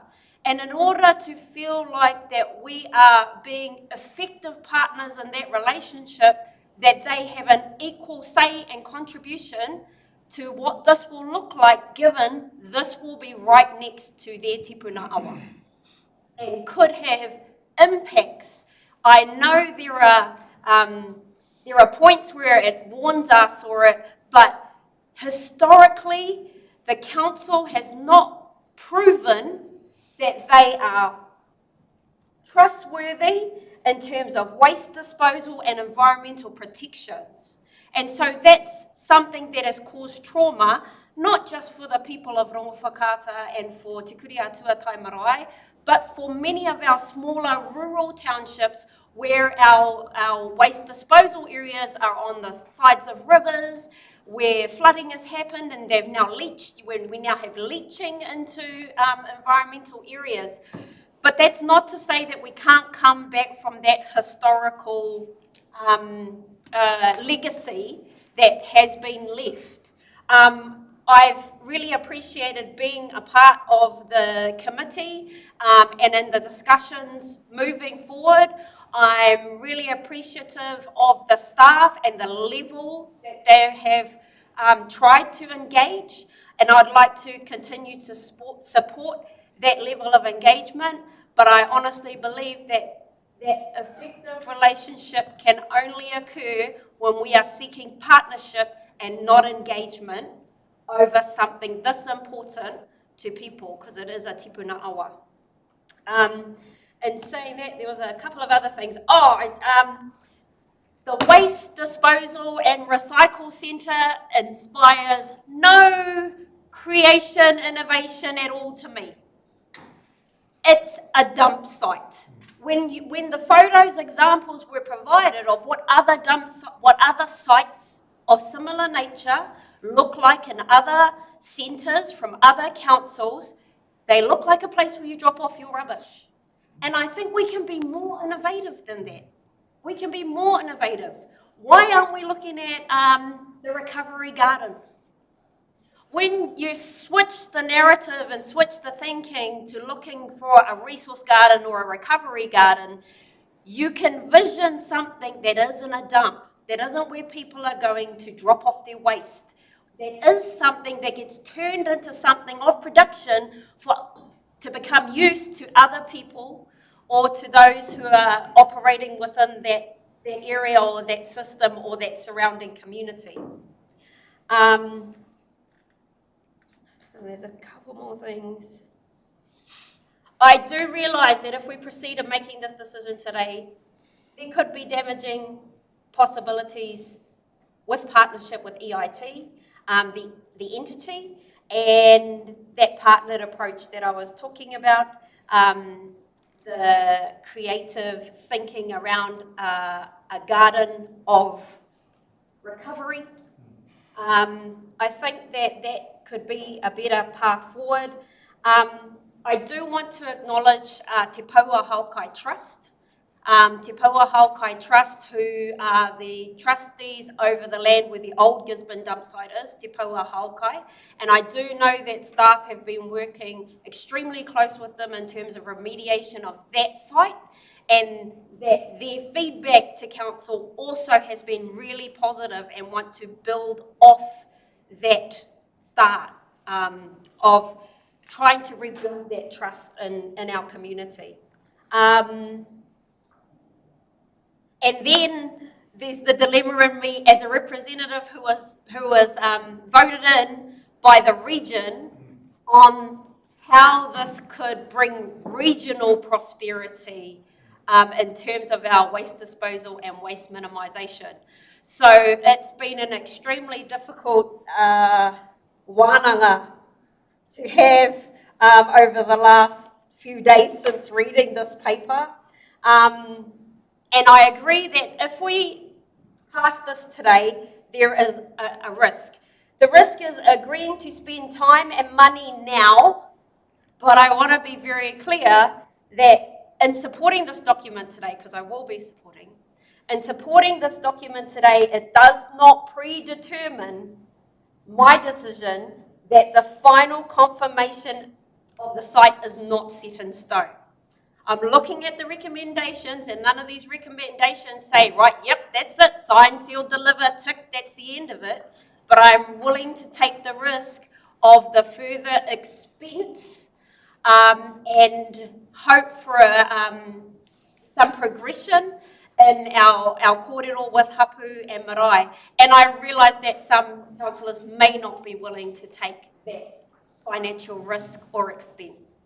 But that's where my thinking and my head is. So not really any questions, just a statement. Kia ora tātou. I'm going to come that way. Jeremy, Councillor Muir, you are next. I'd just like some clarity on what the partnership opportunity is, because some of the best models for operating resource recovery centres around the country are community-led, and obviously here that should be mana whenua first and foremost in that partnership. I think the Tarawhiti Environment Centre would want to be in that mix as well. So yeah, just clarity around that partnership opportunity, and yeah, I think that that's fundamental, that that is properly presented and assessed by mana whenua. We'll get Jean to respond on the various options or opportunities that we were discussing. Jean, we go over to you. Thank you. Through you, Madam Chair, pia pātai pai, Councillor Muir, to Councillor Rias, whakaaro just prior to yours, we operated in that fashion, I feel. We put the partnership on the table in terms of coming together right at the early stages to sit down in a governance / decision-making capacity first and foremost, to work through what our proposed approach could be to looking at Lytton Road as a potential site. We had also offered on the table the opportunity for partnered roles across the operational layers that this project might have as well. And so, again, I can't hand on heart say that we partnered, because we didn't get through a discussion, in my view, that allowed us to actually sit down as partners. To be fair, I'm always open for prompts or feedback. I take on Councillor Rias whakaaro in and around how a kaupapa of this importance and of this nature is pitched in order to bring relevance, I guess, to a partnership-based discussion.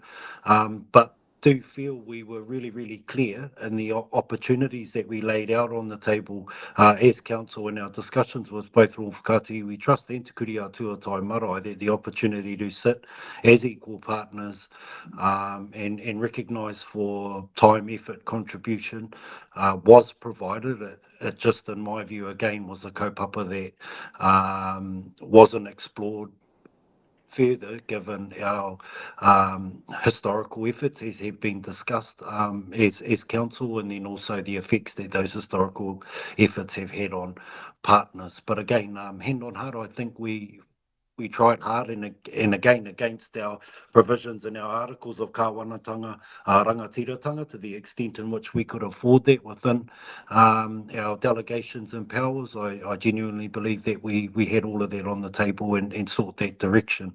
I completely concur in tautoko, Councillor Ria, sorry, just to duck back there, that door remains open and would certainly, if the importance and the magnitude of this kaupapa is lifted up, look at potentially a governance-led board-to-board type connection to perhaps talk about what the opportunity looks like. Kia ora. Gavin. Yeah, thank you. Just through your worship, to pick up on that and close out.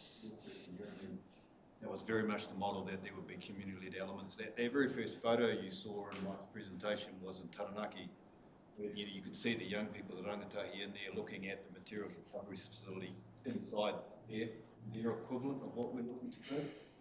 And we very much see those elements, education, reuse, shop, recycle, upcycle opportunity as community partnership, community-led. So that's the next stage of sort of working through how the community elements come together with core council activity. And all the best examples around the country have got some form of that community partnership, and it needs to be the same here. Very much the intent. You want to? We can carry on if you want to come back. No, I've got to say what I need to say. Good, get it out. I'll stand up too, because I'm feeling all this energy in my puku, and that's not a good feeling to have. So, you all know me, I'm excited about waste. I'm excited about recovery of waste. I'm excited about what that means for our people. I'm excited about what that means for our taiao. In saying that, this paper puts us in a very uncomfortable position.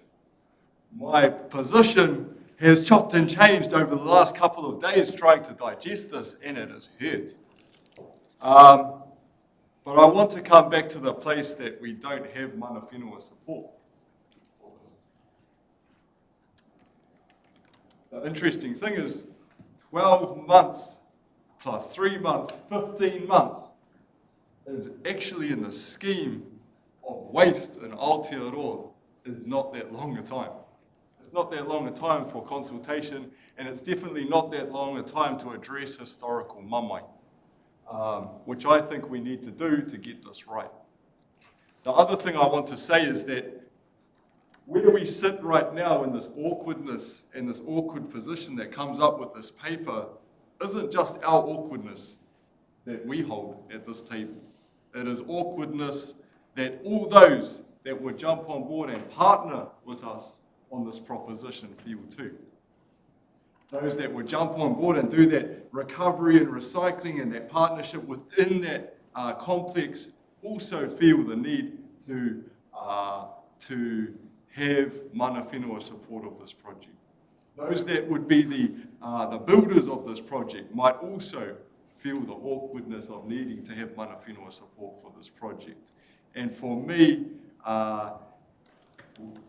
for us to move forward positively, we need to get this right. And I don't think that 15 months is a huge amount of time. I think that 15 months, we've tried to engage as best as we can, but we all know that the timing is not always right for different parties at that table. So it's very conflicting for me. I think we can do better.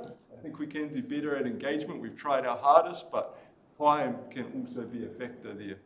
I think we can do better with our proposition. As Councillor Ria said, we need to have all of those aspirational goals on the table as part of our waste management. And I am really conflicted on this, but I come back to, we need to start with how we mean to carry on. If things aren't right, if things aren't pono at the start, we're going to come up against more and more hurdles as we progress. And that's where I sit. Kia ora tātou. Tēnā koe e te uri o whakau e whakamaramahi mai nei kia tātou ngā take I tō wāhanga. I too feel that great discomfort in my belly in relation to this take because ngai tāwhiri and rongo whakata, as we've heard from Jean Takurua, still require some proper recognition and their thinking about their ideas in relation to what this means for them. Why I have great discomfort in my tummy is the same reason that we discussed earlier as councils, the discomfort that regional councils are feeling in relation to the taiao, and I see that being exactly the same positioning as Ngāi Tāwhiri and Rongo Whakaata will be thinking at this time, because it feels like that for me. What also is foremost in my mind as I feel and sit at the discomfort of thinking about these matters is we have the situation of water, and that affects Ngāi Tā Manuhiri. We have the situation of waste management here in the municipality, and that affects Ngāi Tāwhiri and Rongo Whakaata. From 48 generations from the time Māori fished up this land occupancy, you can understand why regulation after regulation, the roots are so deep in terms of our affinity with the natural environment. Not only because it's the natural environment, but in Māori worldview, that actually is our tuakana, our older sibling. So these are the long, deep-rooted connections about the discomfort that sits within us as Māori when we speak to this space, when we also recognise that the methodologies, the instruments and the toolboxes come from Western worldview, which doesn't necessarily put the taiao and the human relationship first, but considers clearly the economic viability of things. In the basis of that, I too recognise that it's necessary for us to move forward because it is important to do so in relation to our waste. My discomfort is that we don't create another set of harm to Ngāi Tāwhiri and Rongo Whakaata by the decision that we make today. I do like the idea that the door is open, that they can come back to it, but I actually feel, based on the information from technical, oral reports today, that perhaps we haven't done anywhere near enough to be able to understand Ngāi Tāwhiri and Rongo Whakaata's positioning in this, and that actually there might be still great harm that belongs to the positioning of GDC towards them as mana whenua in those spaces. Let us be clear also, they're residential there as a whakapapa of whenua, and that's quite different because everybody else there is quite a different category in terms of their businesses, and those spaces were put upon them too. So historically, here is a marginalisation. I'll say that again, a marginalisation that needs to be treated carefully and with the right sentiment and the empathy for allowing somebody who's been harmed intergenerationally and locked out from decision-making in their own space to bring their voice to the table. I seriously don't think in anything I've heard today that need for relationality, for sitting down to have real conversations, because healing cannot occur unless you have the conversations. And all the matters have to come out. That's not something for here, that's something for that relationship there. I think it would go a long way to consider how you could harmonise that relationship. Anyway, on that, I do intend to support this, but I cannot sit here and not be really clear about this relationship is really significant. We must do the due diligence as a council to smooth it, or it will create unease and dis-ease for the entire region. Kia ora tātou. Yeah, like everyone else, yeah, I'm really struggling with this, and even now, sort of, I haven't really, still not really sure which way to fall on this. The point, page 111, we say our doors still remain open, but for me, the discussion's been had and they've made a clear position opposing the development, so I struggled to consult and discuss.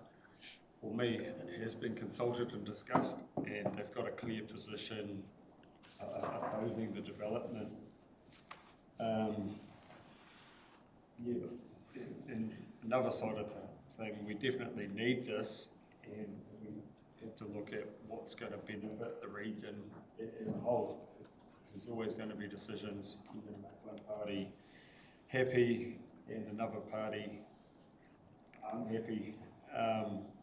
But you can see where they are upset is, and we haven't done things in the past, which is, we haven't fixed the upset from the past, so why would they come on the journey now when we haven't rectified the past.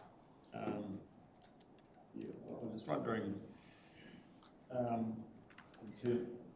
potential worst case scenario with mana whenua not supporting this in terms of cost, times and relationships, and if this potential worst case scenario, if you add that into the equation in terms of cost benefits. You just need to repeat that question so that these guys, you were asking. Yeah, with them not supporting this, I'm just wondering potential worst case scenario in terms of potential time costs, relationship is, for example, that port dragged on for years and cost millions of dollars. I'm just wondering where that sits with this worst case scenario. Yeah, so there was the figure of $1.5 million already in operational savings that we're actually spending that could be saved, but also the actual cost of the greenfield site build. Yeah, so so I guess there's kind of three elements to it in my mind. Is making this step into the supply chain is the first step in unlocking a regional step change to our supply chain, which includes in the future whether we should consider our own landfill and our own looking after our own waste here.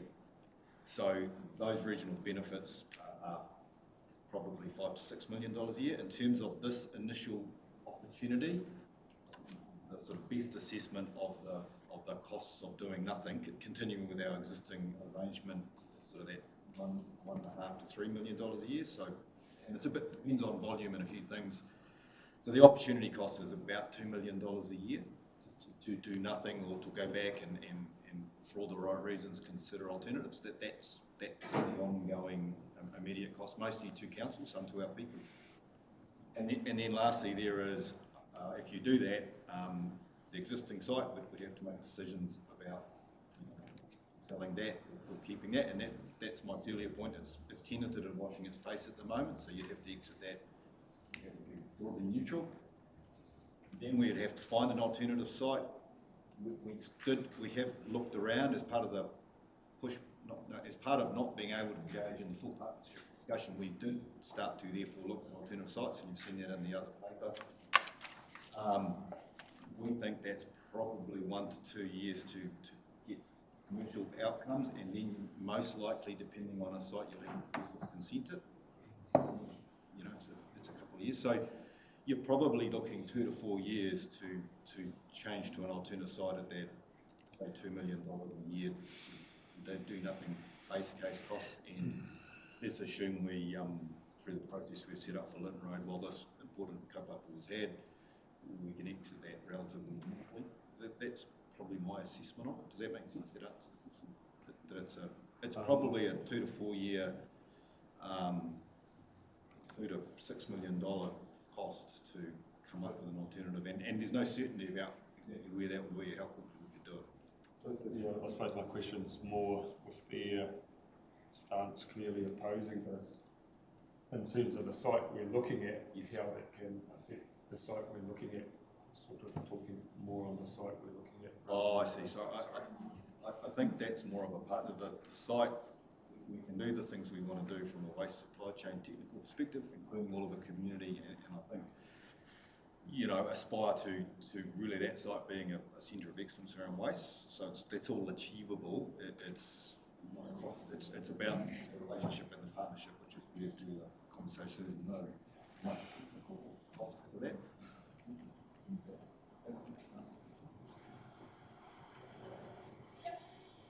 So this is all about partnership and relationship, the actual underlying activities.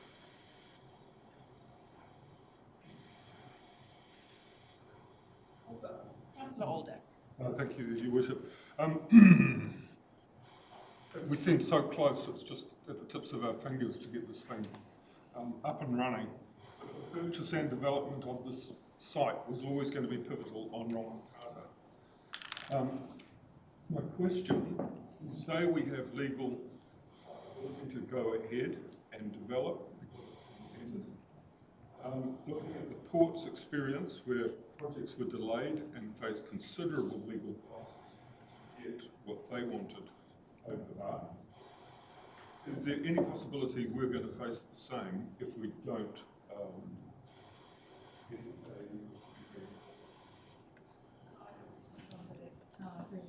The port went through their issues because they required a consent.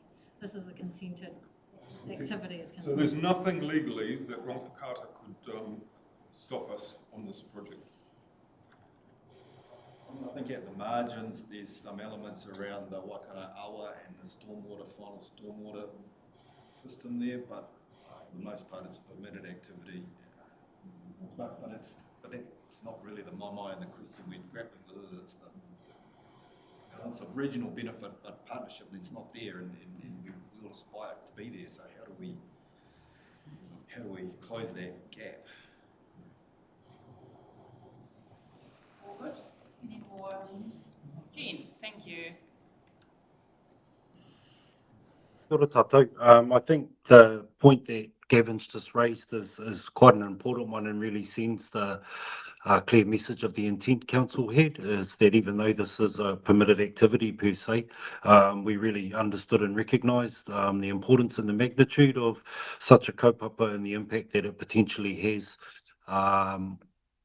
progressing this without creating the space for an earnest partnership discussion prior. And so I really just want to, I guess, reinforce we will never be perfect, and again, we are contemporary holders of a lot of historical actions, a lot of historical mamai, and we were very, very cognizant and acutely aware of that history, which we heard loud and clear from both Te Kuria Tuatai Marae and Whakati We Trust.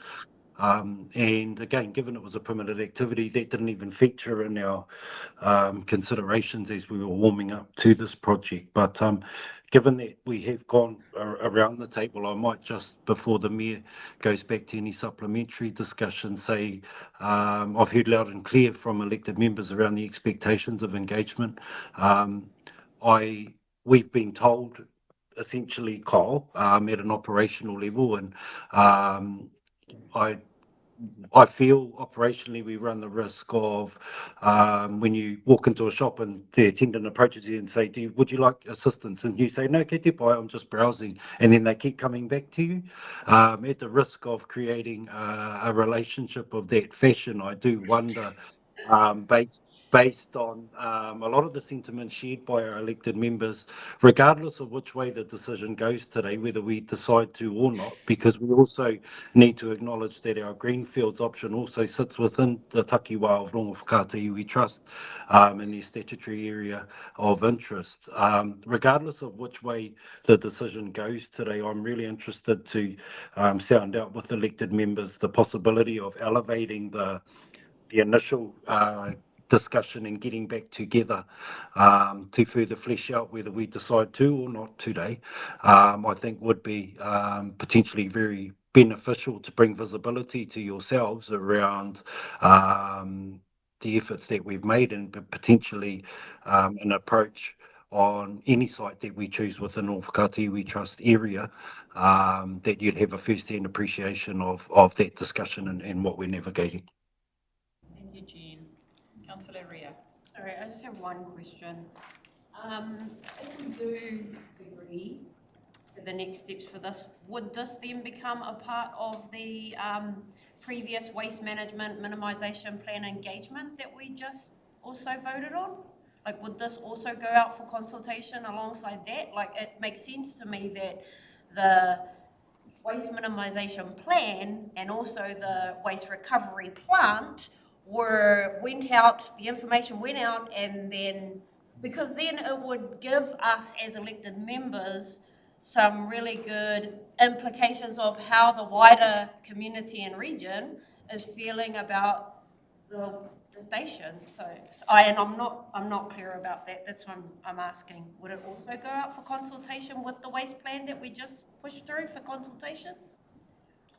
So I'm getting a lot of nodding over here this way, so it looks like we'll certainly include this as a component of well, actually we'll just, it depends on the resolution, use the same channels, the information out at the same time to say people. thank you. Councillor Gibson. Rob's. Councillor Rob, sorry, I covered up my screen. I couldn't see you, Rob. There we go. Councillor Telfer, the floor is yours. Yeah, I am still here, even though it's very hard sitting in Wanaka, but I'm not heading outside. Look, this is, I'll try and take the time on this one because I've been making notes, but this is a really hard one because it doesn't matter where we decide that a recommended site is. Anyone within that region or that area is potentially going to be against it. Now, if we told Larry that we're going to put it down in front of his house, he'll straight away be against it, even though he's just said he's in support of it. So we've got to respect that from Marae and iwi. We've got to respect that, and we've got to understand that we need to keep progressing and talking with them about what their real issues are. It's very hard to eliminate those from historical legacy issues, but we need to find out what they're and make sure that they are covered and worked on with the regulatory frameworks we've got to make sure that they are. We can show how that's going to be mitigated. So I think that's really important.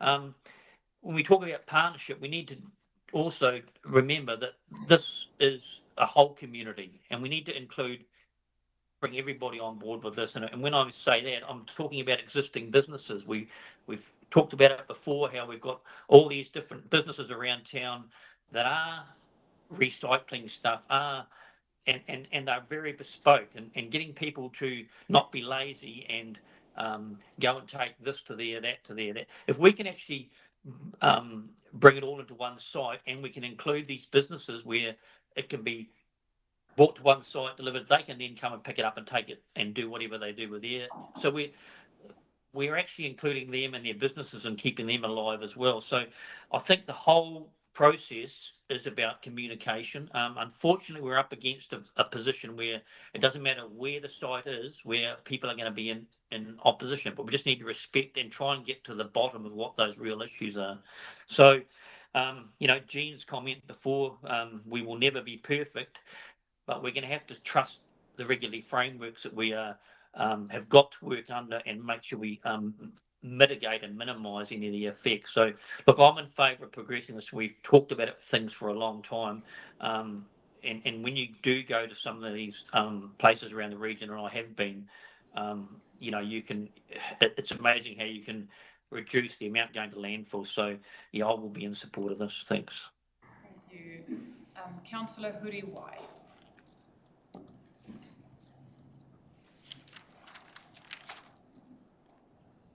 Is Rongo Whakaata against the Greenfield site as well? Or just Lytton Road? We haven't engaged. Through you, Madam Chair. No, the Greenfield site had to be brought in as an option. We'd committed to bringing options back in front of elected members. That was also the discussion we had with both Marae and Rongo Whakaata Iwi Trust, and that Lytton Road would be looked at alongside other site options. That Greenfield site there was included in the multi-criteria analysis, has not been confirmed as such, but we elected members required a robust comparison in order for us to undertake the master planning exercise to reveal that information. But it does sit within their takiwa. And is potentially still an option? You'll have to Gav or Mike would be able to answer that definitively, Councillor Huriwai. It is an option, but it comes with the uncertainty around when we can commercially secure that site or another.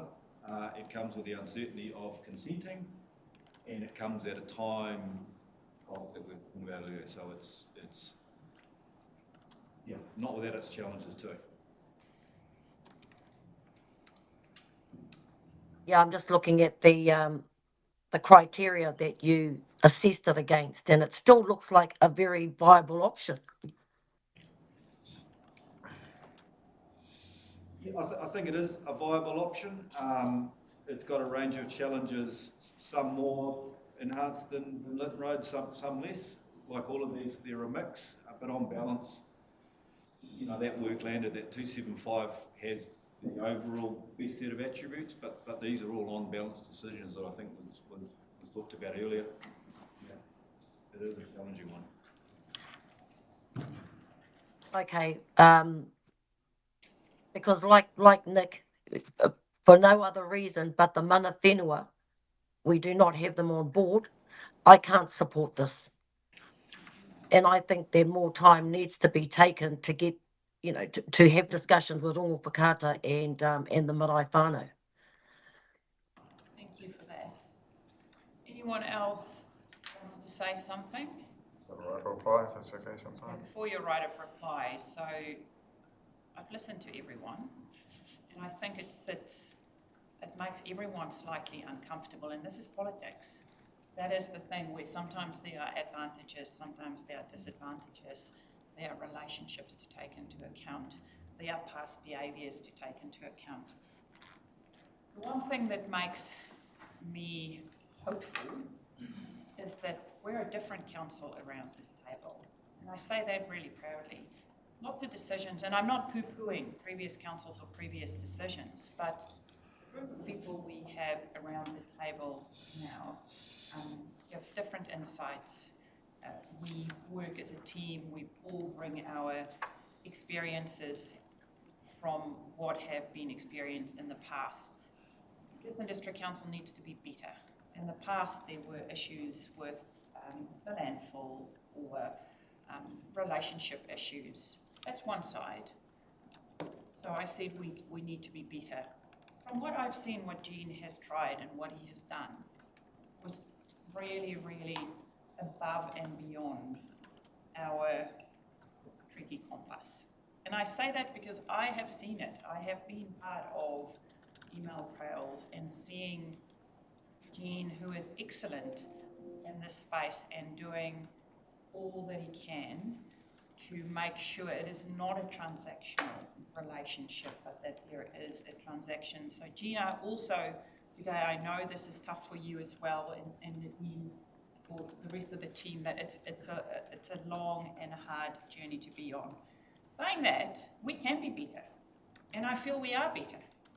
And so I know if we decide today to move this forward, that we will do better, and that we will keep the door open and focus on improving that relationship, because we will have to carry that. All 14 of us around the table will have to be able to show up at a meeting and be proud of the work that we are asking staff to do on behalf of our community.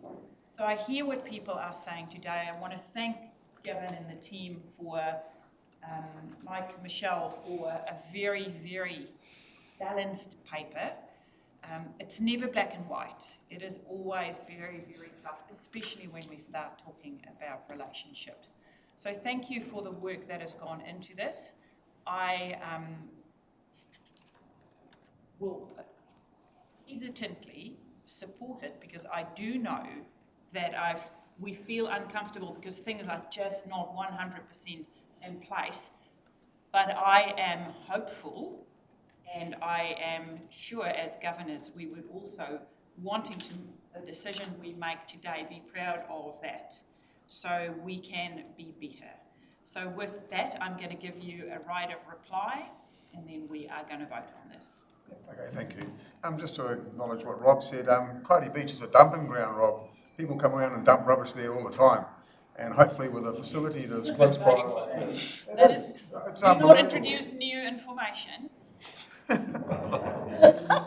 facility like this and making it easy for people to take their rubbish and leave their properties with their unwanted will make it easier, because it'll be way more enjoyable to go to. It'll be a place where people, the community will have a shop there.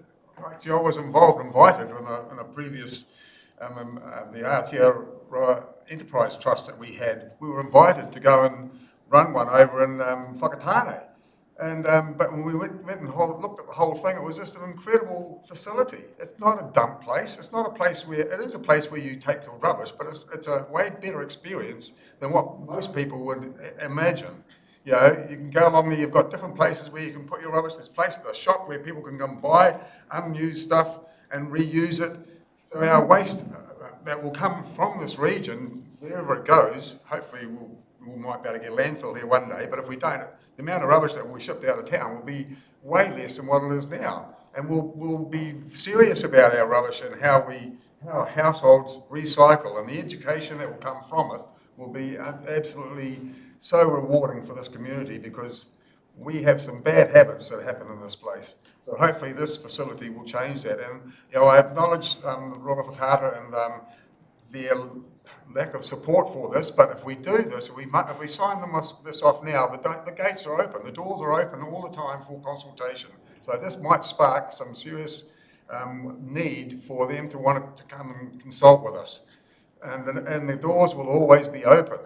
So, I've got no problem by supporting this project. I really applaud the history that we've gone down to get to this particular point, and I just applaud us to not hold this up any longer, because all we're going to do is delay the inevitable. And we don't need to be doing that, because it's cost so much money involved while doing it. We see how much it's going to be by just sitting on the fence and status quo. So let's move on with this, and that's me. Thank you. Okay, so I have a mover in Councillor Foster. Do I have a seconder? Councillor Borosh. Take you to page 190. All in favour? Aye. Contrary? Aye. Can we have that recorded? Yep. So we have got Councillor Tupara and Councillor Gregory voting against it. And Gibson and Anne. Huruwai, Gibson and Tibble. Is that correct? Thank you. Gregory, Gibson, Tibble, and yeah. All good? Carried. If everyone can just be nice. Grab a coffee if you need a coffee. I'll grab one shortly. We are moving to the Chief Executive's report, which is on page 206. And I might open it up, and first, Nadine, just open the floor for central government updates. So any questions around that? I can make a comment that our heads are spinning. I have never in my life submitted and been in submissions and made submissions on behalf of us. Everything happening all at once. So that's a very busy space. But what did you and I submit on when we were in Wellington? The civil defence, the emergency management. Oh yes, and on Wednesday I'm submitting on the building, the new RMA. Right, so there's a lot happening in that space, just all go. No questions in regards to that? Whoever is making that noise, please don't. Next is our council plans and policy. So just stop me if you've got a question or a note in your own agenda, if you've got a specific question. I'm just walking through the agenda that's the CEO report. So at this stage, there were emergency management updates, relationships on page 11.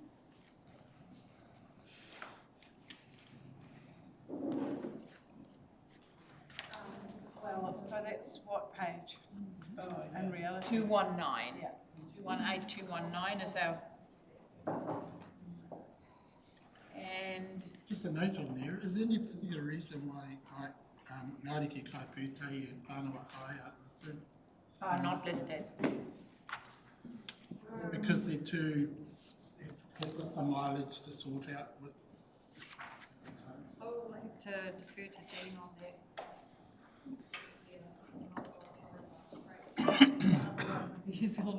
Are you online, Jean, or are you still having a... He's there. No more croissants for Jean. Kia ora tātou, can I please have a page number that we're referring to? Aroha mai. Just in our reference, Jean, why we haven't included Pūtahi. Sorry, the room's breaking up slightly. Page 219, Jean. Page 219, Taihuake, aroha mai.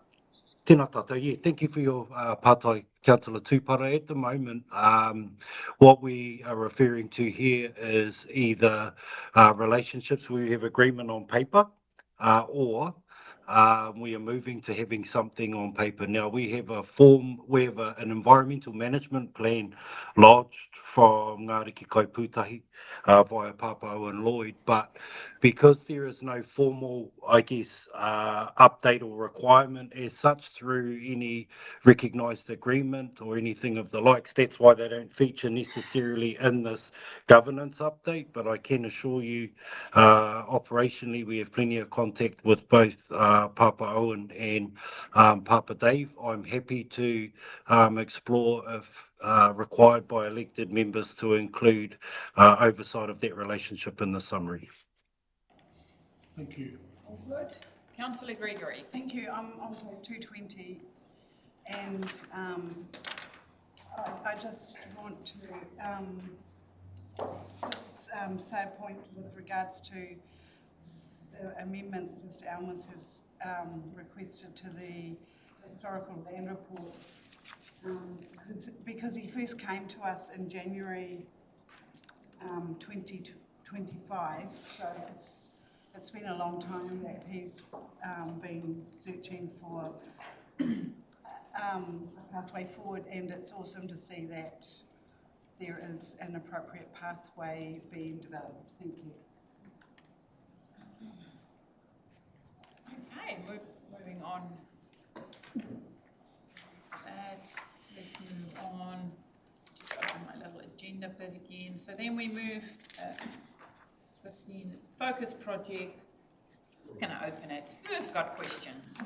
Councillor Alder. Thank you. Page 228. The townships. First one, Manatuki engagement. I volunteer to be a go-between if you're having problems there. And second question is Tineroto classed as a township? And are there small communities like Tineroto that should be maybe included in something like this? Yes, thank you, Councillor Alder. We have Wairinga, Okuri and Te Nerotoa together as for their own township plan. Oh, yeah. Yeah. Councillor Foster. Page 239, just under next steps, it's got a report on the outcome of the projects funded by the 2025 round of fund will be presented to the operations committee at August meeting. We don't have an operations committee, so I guess it would be our committee.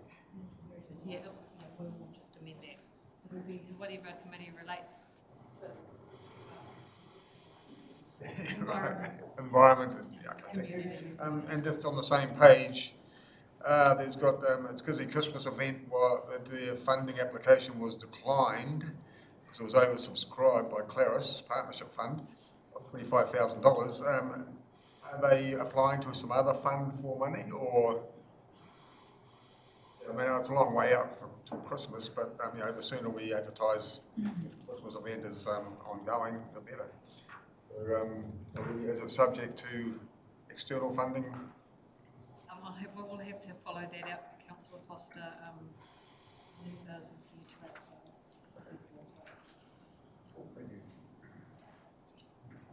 Any other questions in regards to the CE report? You will also see the recovery stuff. Sorry, through your worship, just can I give a further additional recovery points on the update? Just on behalf of my group recovery manager, just so you're aware, following your decision on to close out our temporary voluntary buyout process, 58 of the 59 properties have been acquired and 35 homes have already been demolished or relocated, or underway, sorry. CAT 2P has a deadline of 30 June 2026 and government has provided additional one-off funding to support those at risk of not being able to mitigate through the CAT 2P process. We have also, funding options for the preferred model of the Tikaraka Stock Bank are currently with the recovery agencies and NIF for consideration around how the funding shortfall can be met, which we'll be looking back through the other recovery program projects to see if there's any savings that can be acquired and transferred to make up the shortfall. And there's been $70 million of work released to the market for roading and bridge projects in the past 3 months. So that equates to approximately 40 projects, and you'll be pleased to know that all but 2 have been awarded to local contractors, and those 2 that weren't awarded to local contractors was due to the complexity and size of the projects. And I have Councillor Muir and then Councillor Uwai. Just on the Te Karakia flood resilience, I see that the preferred option exceeds by about 20 million. We get told that the other option of raising the existing banks on the existing corridor higher to achieve a similar level of protection, it just says estimates significantly exceed. So I wonder if that's in that same ballpark of around 20 million. And also seeing that in the view that they should be considering total recapitalisation and or less costly options for TK. Are there? Yep. So we scheduled to bring a paper to council to look at reprioritisation, but basically what the team have done since the timing of this report is we've done further investigation into the proposed program, the contingency that's been applied, and that's actually brought the project down in terms of the delta that's been needed, what was previously there. And we've also identified some of the projects that were sitting in the other areas that actually are going to have an underspend that will be realised.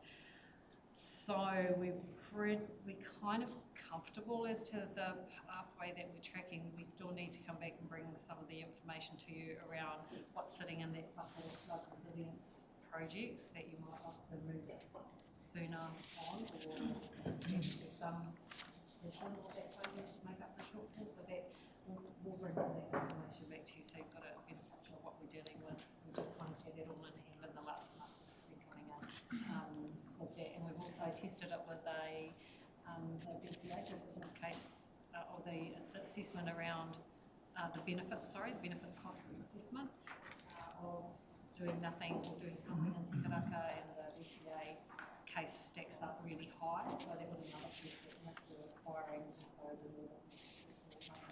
there's a bit of information gaps that we need to come back and share that information with you so that you can follow the big picture. Supplementary, just noting that in those other flood resilience projects, the ones are estimated at 100 million compared to a budget of 37 million. So it's tough, that reprioritisation process.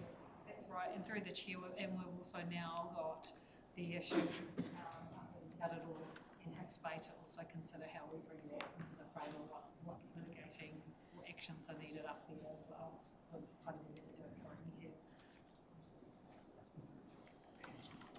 Councillor Huriwai. Oh, kia ora, Nadine. I didn't quite catch the end of that sentence, but you may have answered part of my question. The Cat 2, Cat 2 and Cat 3 homes and dollars that you referred to, does that include the recent ones in Matakawa? No, through your worship. So, Councillor Huriwai, no, it doesn't. There's a difference between the categories under the future of severely affected land and the red and yellow stickers. Under the future of severely affected land, Cat 3 properties were classified such if there was an intolerable risk to life, and that government at the time brought in that buyout process where councils will contribute 50% and the government will contribute 50% to do the buyout. That no longer exists anymore, so there is no, and this government also affirmed that they will not be doing any buyouts. So what we're dealing with, Councillor Huriwai, are the red stickers, and the yellow stickers. So the yellow stickers being the ones that you could address some of the issues through removing jib, doing some tidy ups. I'm not a builder, that's all in Ian's space. And then the red stickered ones where there's a bit more fundamental issues around how you're going to maybe relocate your property within that area because it's severely impacted. So they sound similar, but they're quite different. Okay.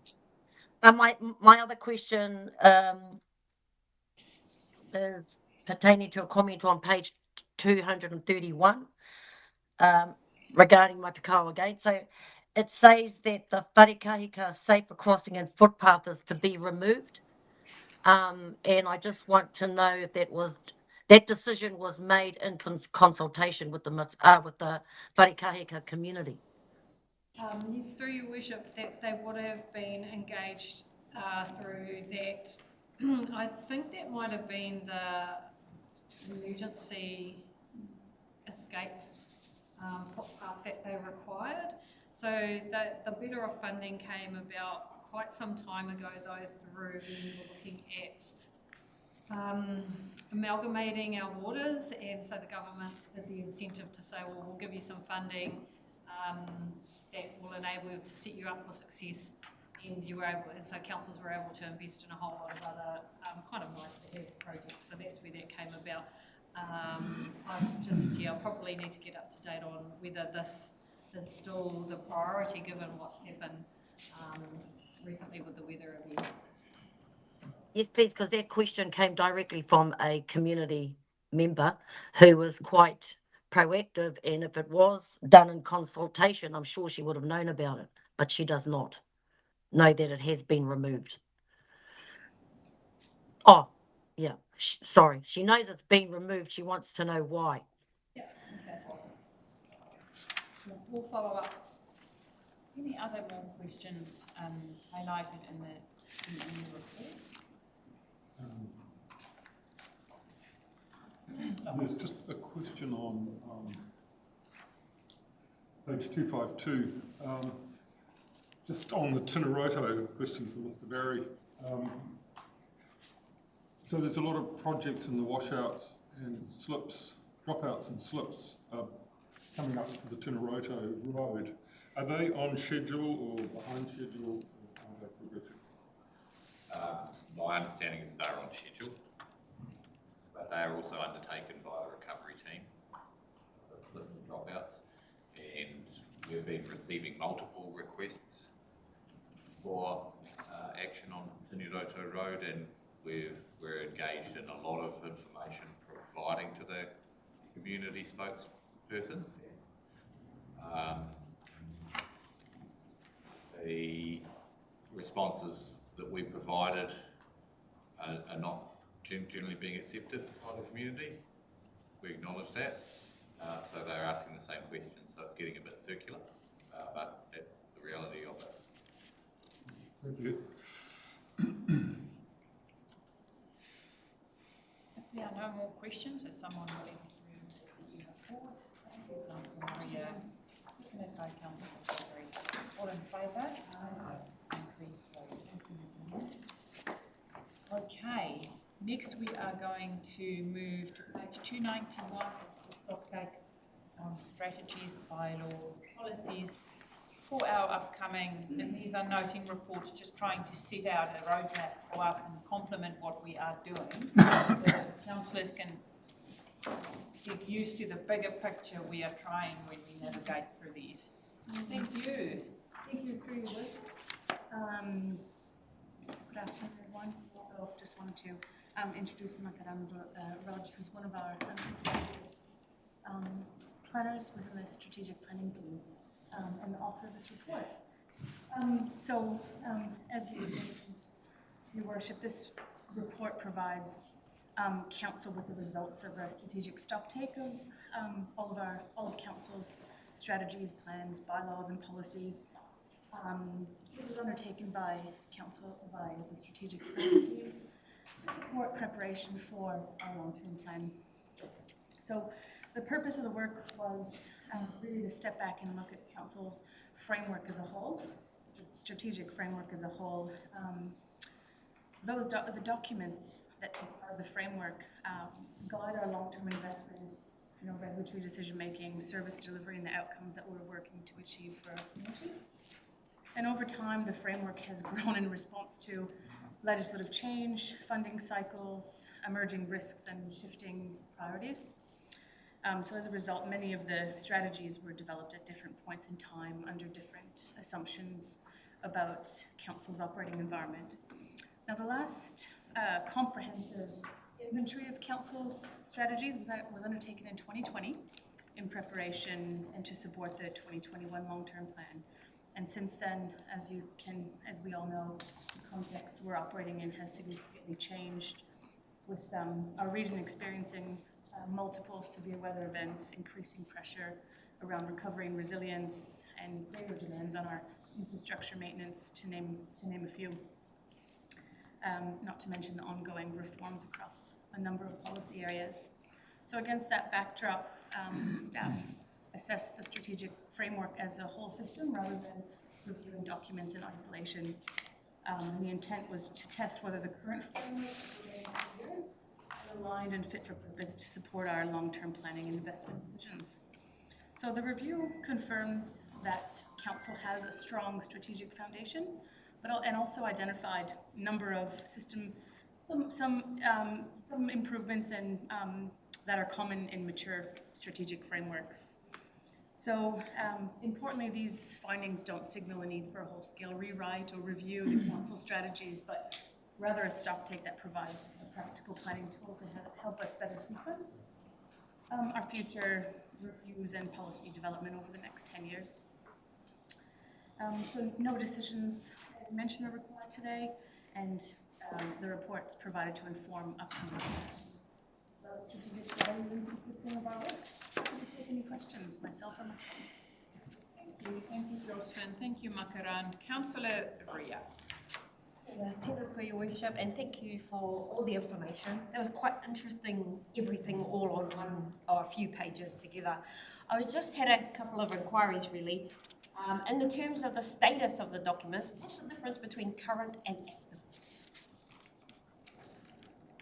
Can you refer to the page that you're referring? So if I have a look on page 302, the status for some of the documents is current, and then the status for some is active. And I was just wondering, what is the difference between current and active? No, there's no real difference. No difference. Yeah. Oh, they're the same. Okay. They're the same. Okay. And then the other one was that some of the documents in here, like there's the, where is it? Active recovery or active movement. Active travel strategy. So because it wasn't funded by NZTA, but it was developed by the council, it's not on the council website, whereas the one before it, the Tairawhiti Moves Mode Shift Plan, is current.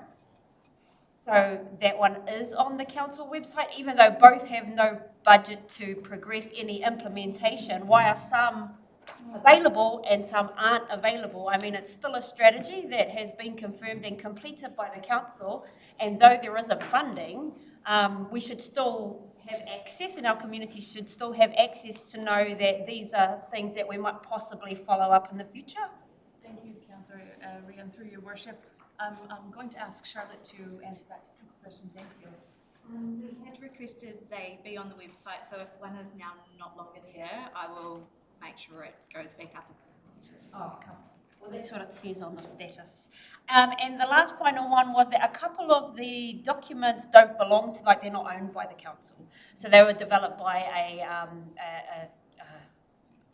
committee or another group.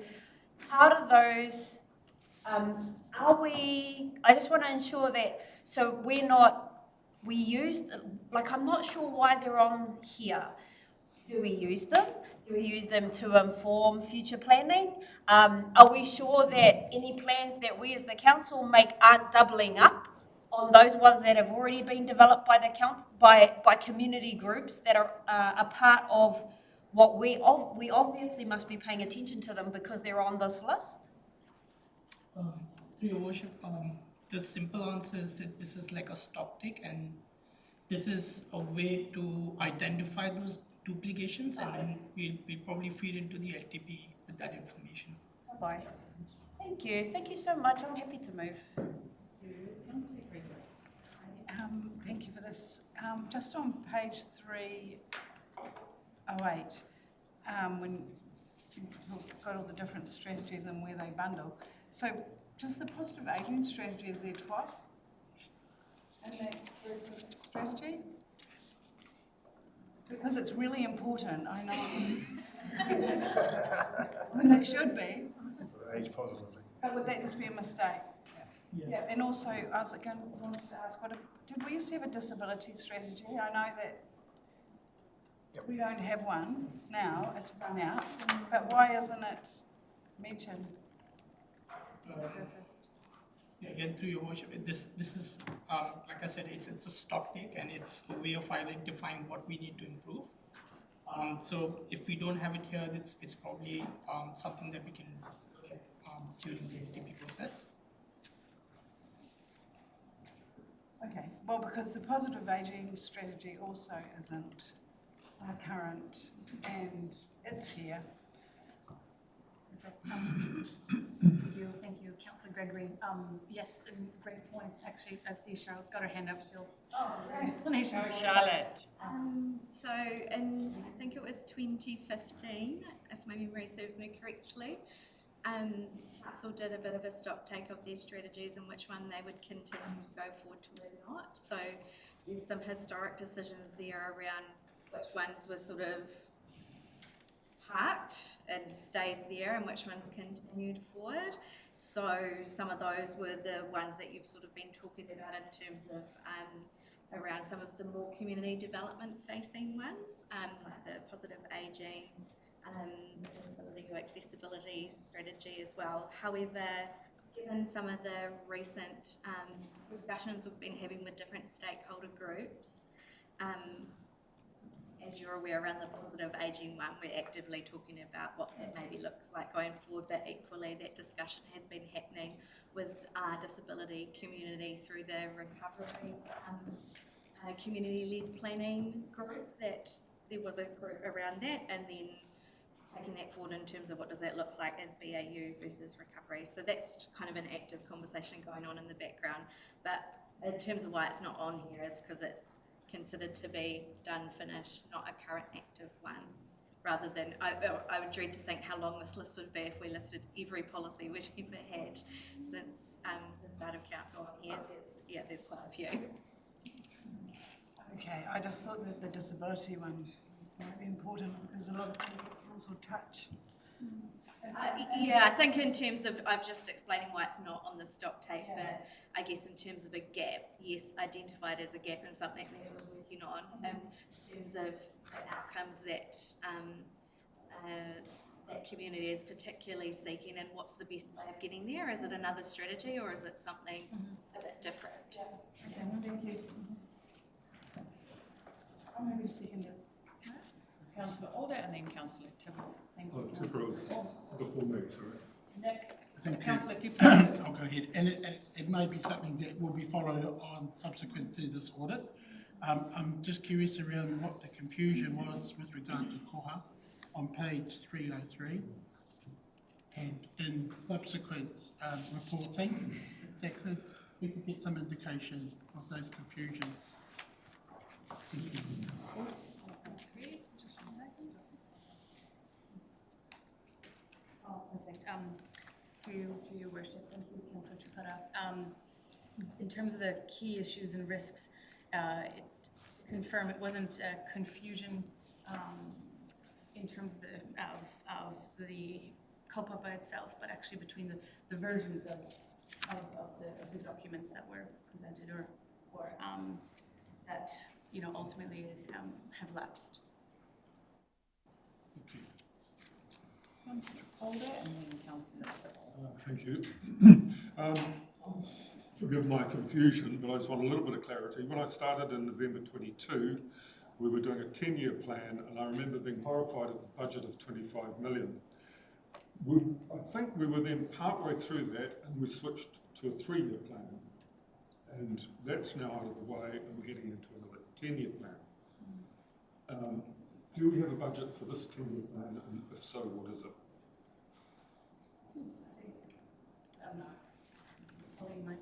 Have I got my dates right? Is that Which budget are you referring to there, councillor? What budget are you referring to, councillor? 5 million? I just remember the 10-year plan with the cost. TRMP. Oh, the Taruheru Reasons. Sorry.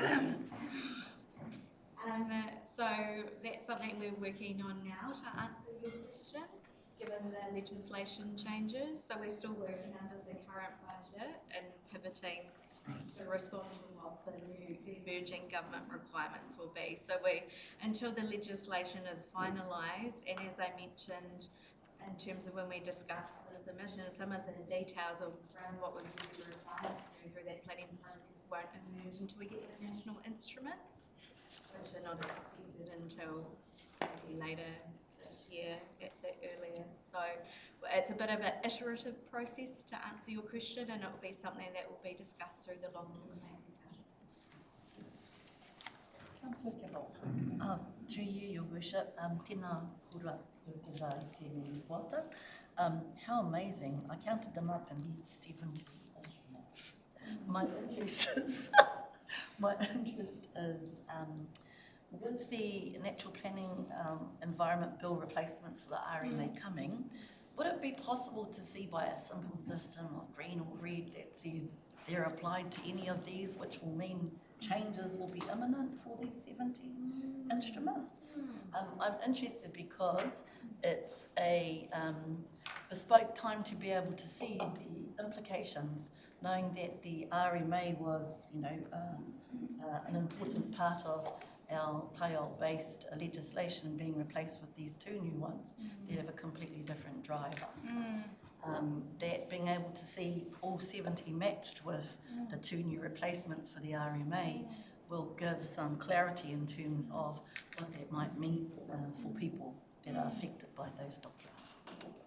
I want to see that because I'm interested in the change from RMA outcomes to the new outcomes, and especially how that might affect whenua Māori and also Māori with general land. Kia ora. Thank you, Councillor. Thank you.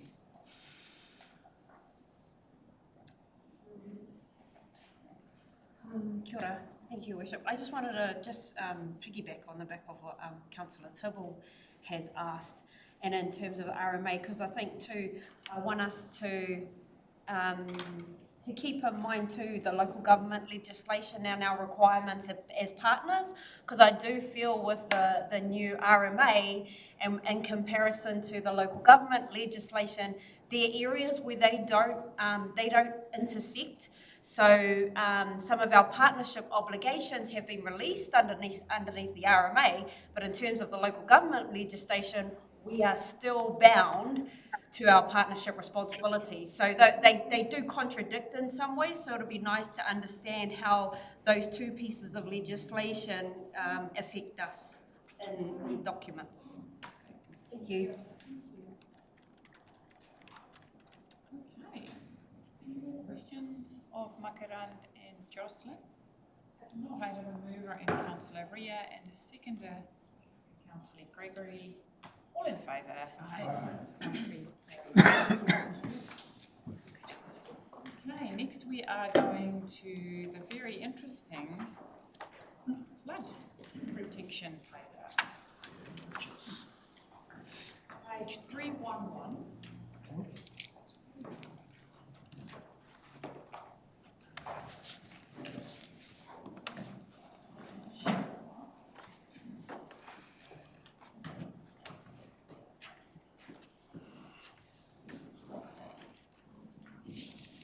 Okay, handing over to you, Tim and Stephanie. Hello, lovely to meet you.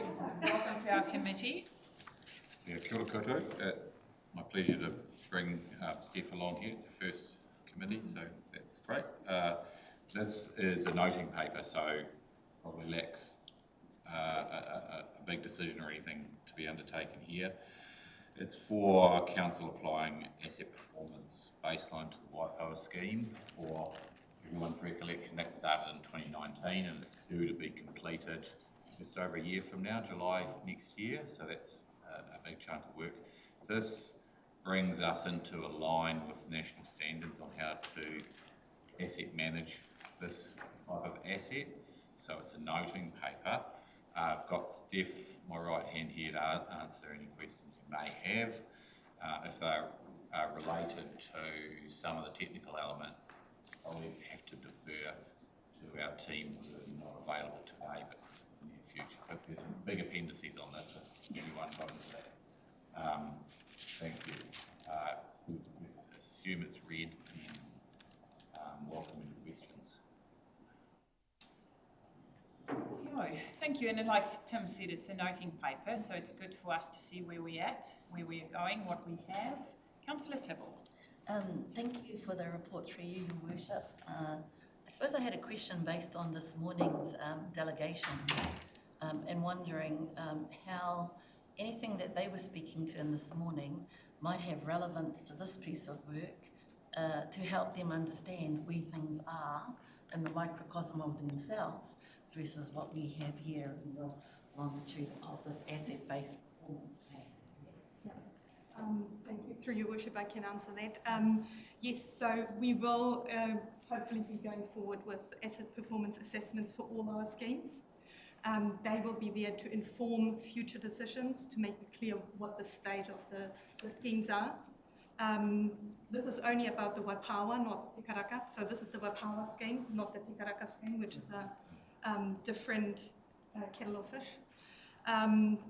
So we are working through that. We're working on this one. We've had heaps of changes in the Waipaoa scheme that need to be assessed at the moment.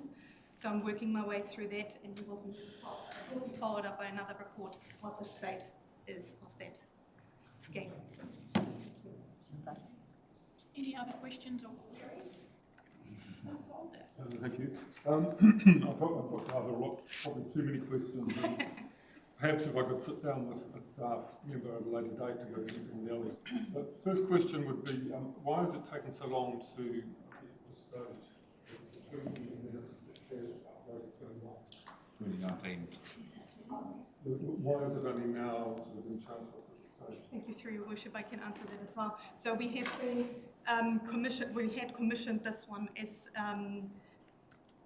a way to progress or improve the upgrade of the stopping that we've done. Just now, to be aligned with the national framework for this work. So this is not, we're not the only council that are using this framework now. We are bringing it to the attention of the council, so you know what the state was at 2021, and then I'm updating this assessment, so you know what the changes were. So yeah, because it is a big chunk of work, so you need to know what the baseline is, and this will be the baseline, so we can be transparent what the changes are, so that you can say what the work has resulted in. Otherwise, you'll be going in blind, you don't know. So it was done for a different purpose, but nevertheless, now we're bringing it to your attention so you can have this baseline. Thank you for that. There's some sort of difficult subjects to broach in here because of what's happened subsequently, or what nearly happened subsequently. And if you look at the red overlays, the red highlight zones, and you read what we say about them, these should have been tackled in 2021, 22. Admittedly, we had COVID that stepped in and slowed things down, but despite that, from my memory and having really watched what's been going on, we didn't go in and tackle the red zones first. We tended to start in one red zone and went all the way down to sea, then back up the other side, and there were some crucial red zones that were too late to get to, prime one being Ormond. That was a hotspot that I visited during COVID, and there were kids playing on the road right next to that hotspot. And that worries me, that we didn't pick it up and move hard and fast on the hotspot. Through your worship, I can answer that as well. So that report came up with that the Mahanga bypass, back then bypass, but now the Mahanga floodgate, that project is being pulled forward. So that was actually constructed just before Gabriel. That was done before that time. So that was one of the reasons we had this assessment done, to see where the critical areas are that we need to be forwarding further than our program had. And the red zones, can I just confirm with you, you mean the risk areas? Yes, so the flooding, the subsidence, and then the risk to people and buildings. Okay, Yeah. so risk, if you go to page, was it 340, 327, I apologise, you see how risk is determined in this context. So risk has two factors. One is likelihood, so that means how good is our stopping, how well is it built. So that's your likelihood. That means condition, intrinsic strength, and capacity. So that is one factor. The other factor is consequence, which means what if the stopping fails, what is the consequence? It does not take into account how well it is maintained, how big it is. We're just assuming it is going to fail. What is it? We have a risk to life. Yeah. We cannot mitigate this with a stopping.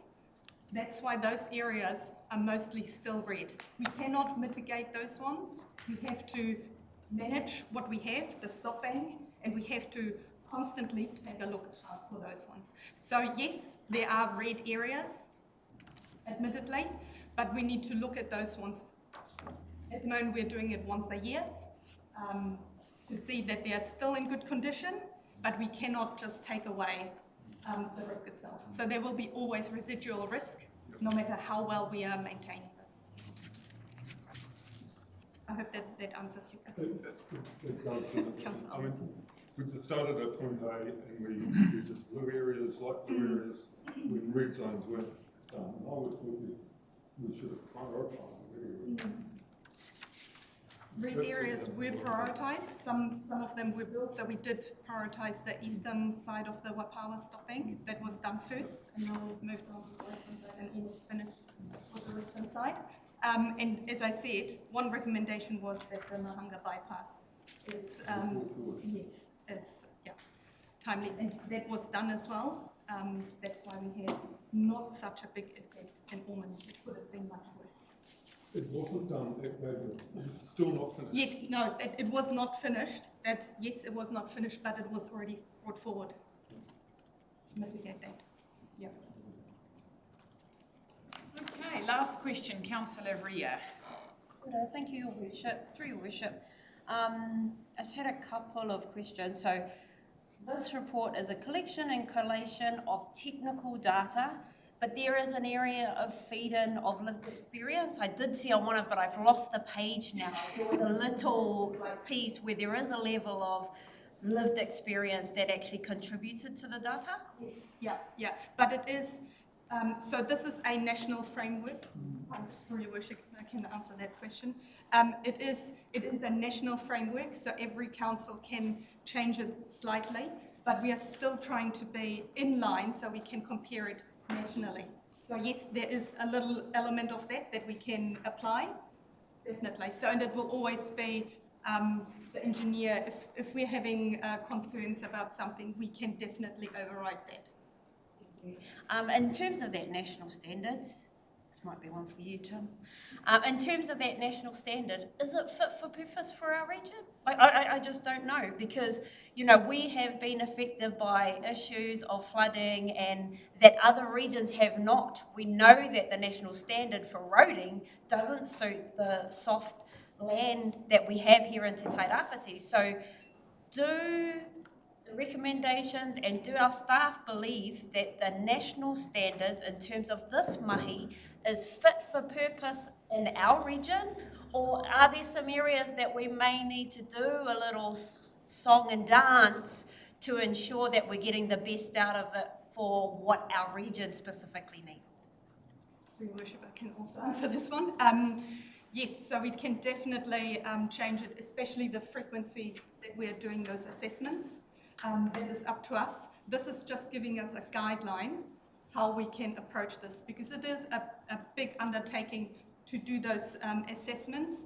We're doing condition assessments quite regularly, but there is intrinsic strength assessments that are not done regularly, or they're done on a 10-year cycle, especially now that we had an upgraded stopping. So we are assuming that it is okay for now. So we are going to about 8 years, then we will initiate it and see if it needs to be brought forward again. So yes, there's definitely, for us, the application side of it is definitely open for assessment. So we can decide what we are doing. This is the guideline, the framework they're giving us, but how we apply it, that is our choice.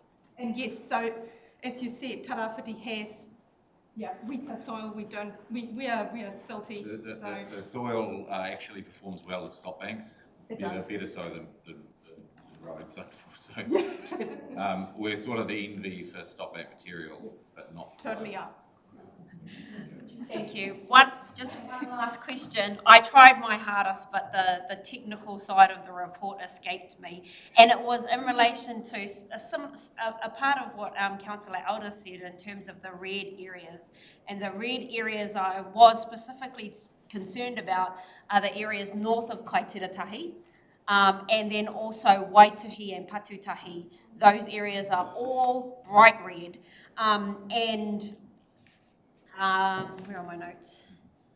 So there were those, and they are very likely, there is a very high likely probability of overtopping in the case of a weather event.